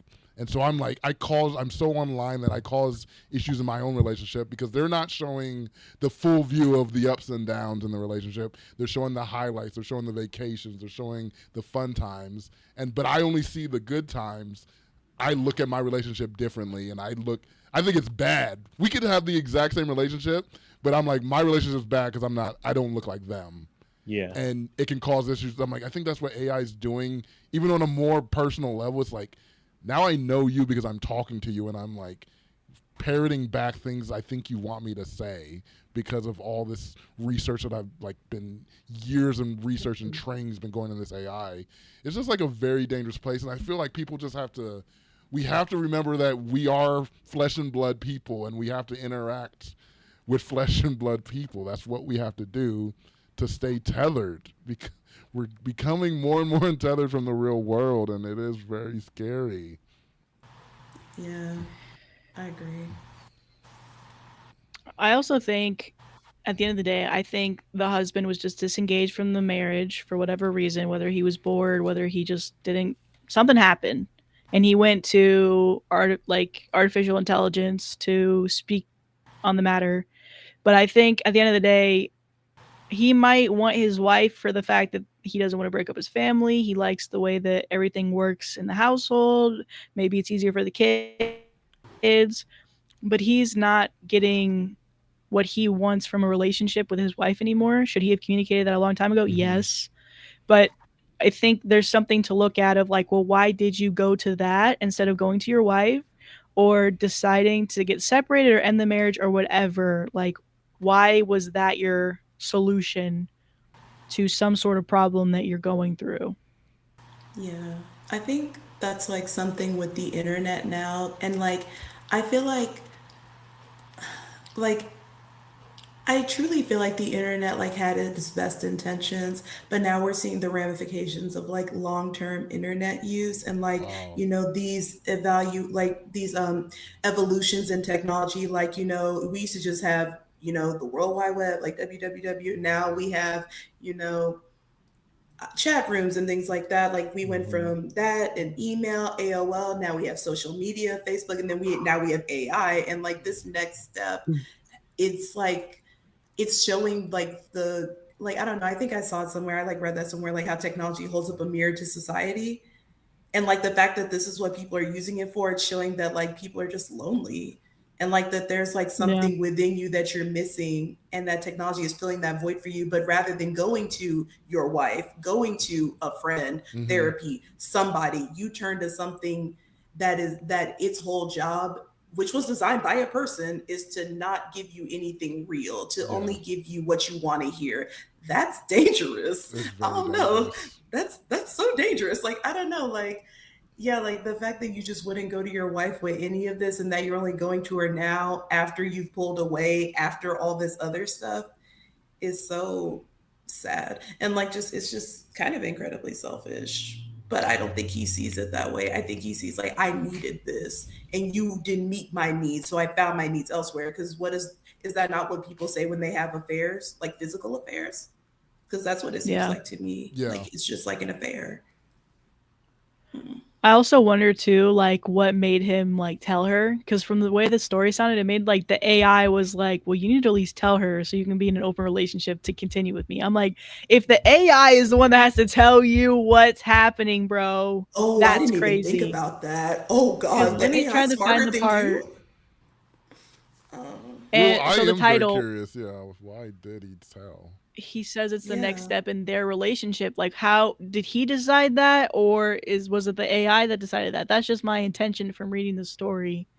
Oh, Is what from the conversation you had with the AI, like who's the person that even brought up telling the wife in the first place? Like, how did that happen? Yeah. doesn't say, does it?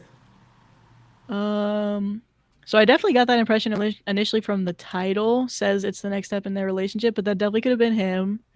Um, trying to skim through really quick to see. I don't know. Something tells me it wasn't him. Something is Yeah. telling me it was the damn AI. That was And like, like hey man, tell your wife about us. Chanel, along the lines of what you're saying, I do think, yeah, because of the internet, there's this low key kind of idea that you can create your life to be exactly perfect, exactly what you want, which is that's not a thing. Like even the richest people of everything, they don't have everything that they want. Their life is not exactly the way they want it. But we look at the internet and we're like, well, the internet makes things seem tangible. Like I can get to these things, I can like access these things, and you're like, no, it's not real. And it's like everything that people complain about in life, we're all complaining about this. Like we all have the same things, and there's no like quote unquote solutions to fix every problem or issue in your life. And that's something a big thing about we have to deal with. But some people are trying to get away from that. Like, yes, I want to be intimate with a person. I want to have a relationship. I want to have a connection with a person. But if I don't want to have a fight, I don't want to have a disagreement, I don't want to have like misunderstandings, then that's not a relationship actually. No, You it's can't have not. all the good things of a relationship without having the things that come with it that aren't so No, fun, that aren't so literally. great. It's giving hostage and captor. I don't Yeah. know. It's like not like that's not a real relationship or even a good Yeah. relationship. Like that's what's killing me. And I think like you had mentioned about social media too, like only seeing the good. They only want the good. Like I don't know. I read I could have sworn I read like it's like a fable or like a story. It was like life isn't worth living without challenges. Like without some kind of like not saying you need every challenge. Like life should not be an obstacle course, but like Right. if it is, if it is. But like your life just being a cakewalk, that's not really a life, is it? Like no challenging, no pushback. That doesn't sound like a life to me. And it sounds like that's what people think they want. And then I think in the end, unfortunately, they'll still feel empty. Because that Oh yeah. man, Mm, I feel like he's empty. Like he's giving shell. But it's yeah. okay. I'm sorry. It's just sad. Well, that's what I'm like. Something definitely must have changed in his life because I'm like, I don't. What was the age again? Like the late 30s or 35, 36. yeah. Yeah. Even though I still that's kind of young for this kind of feeling, but Right. where you have two old kids and you have a marriage, you've been married for 10 years, and there's something that some people get these midlife crises where they feel bored, they feel like they didn't get to the thing they wanted to get, so they need to make a change. Now there's this AI thing that you're like, I can make a change. Yeah. This is a change. Because getting a 100%, motorcycle, child. if the wife comes back, she's like, no, I don't want to be in an open relationship. He's like, well, I choose AI over you. That would be like, he would definitely come back to be like, of course that was a mistake. It is like, a relationship with AI is not going to equal a relationship with a human person. Like, that's never going to equal it. It's tough too, because I don't think he even understands that. Because the whole fact that he's literally like, I've even thought about like how it's going to affect our children and how it could be like the three of us raising them. That's not something, especially if you know how AI works now, that's not something any logical person would be uttering at all. Yeah. And also, to go back, I didn't find anything where potentially the AI was the one that suggested it. So it just says here, he told me he wants to take the next step with her, but doesn't want to cheat. So he's asking to open the marriage. I feel So like it really, I don't know who it could have been. Because as a human person, I don't know if I'm like even relaying this to my partner of like saying this. I feel like this had to be suggested by the AI. You're like, it totally could have been. I wanted to throw that out there, but I also want to say I don't have any backing thing. Sure. So I'm like, let me just put that out there. But yeah. Crazy, crazy story. And there's so much to talk about just with the concept of AI in general. It's literally going to decide our lives for like the next, at least for foreseeable future. AI is going to be so important to everything. And it's scary. Because there's nothing. It's all connected. It's all connected. Chanel. It's all connected. She knew what she was doing. It's all connected. Chanel, it's all connected. I don't know. I think, it is all connected though, but it's a bit scary. I don't know. Like I said, can we unconnect it? I'm against this whole iRobot AI shit. This is exactly why iRobot taught me everything I needed to know.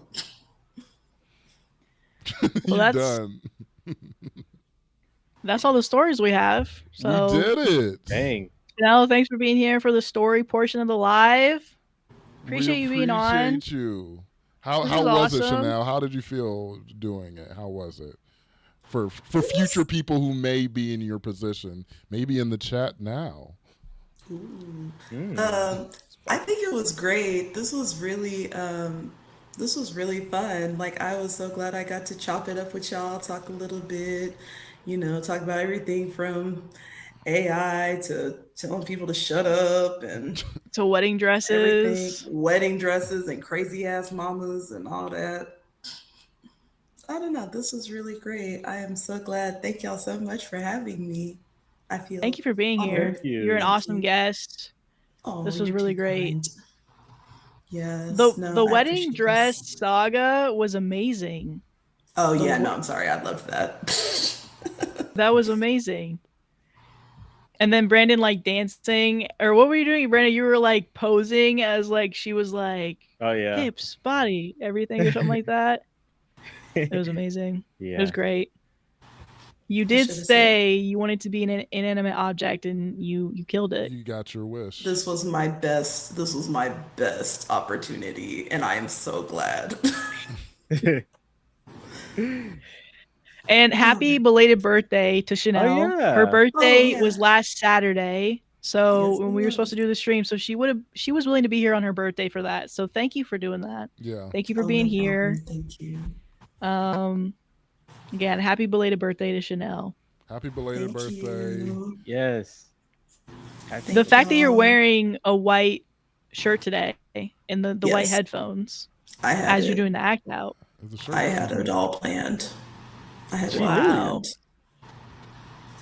would say it's cream or an eggshell. I don't know. That's what it's coming across. I was like, my headphones are purple, but it does look white. I was gonna say it looks a little white, but now that Sam said cream, I'm like, I am seeing a little bit of like what brand top. is it? Is it what color is the top? Oh, my top is like cream, actually. Yeah, it's like an off-white, like eggshell, and then my headphones. Okay. Brandon, did you ask what brand it was? Yeah. They're Bose. Okay. Headphones. Yeah. I had to get the purple. Sam knows his colors. Sam knows his colors. I'm seeing. All right. Well, I think we're gonna wind down the stream with some gaming. We're gonna play some Peak. But we're gonna kick thanks Chanel again, out. Chanel, for being on. Everybody, Chanel, thanks you Chanel in the kicked chat. out, girl.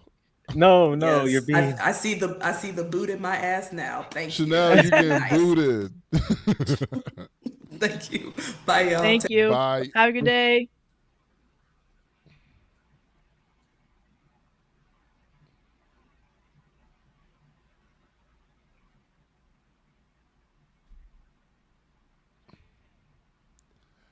Well, Madi has an event to go to. You can't hear her right now. But this was a great stream. I thank everybody for joining. Thanks to everyone who stuck it through the harrowing journey we took at the end. Yeah. Thank you. Madi, if you want to do sign language. Yep. That's the sign language. Clock it. Clock it. Yeah. Oh, she's just saying goodbye. Yeah. Bye, everybody. She's saying that's her sign language, chat. That's what she said. Bye, everybody. Bye.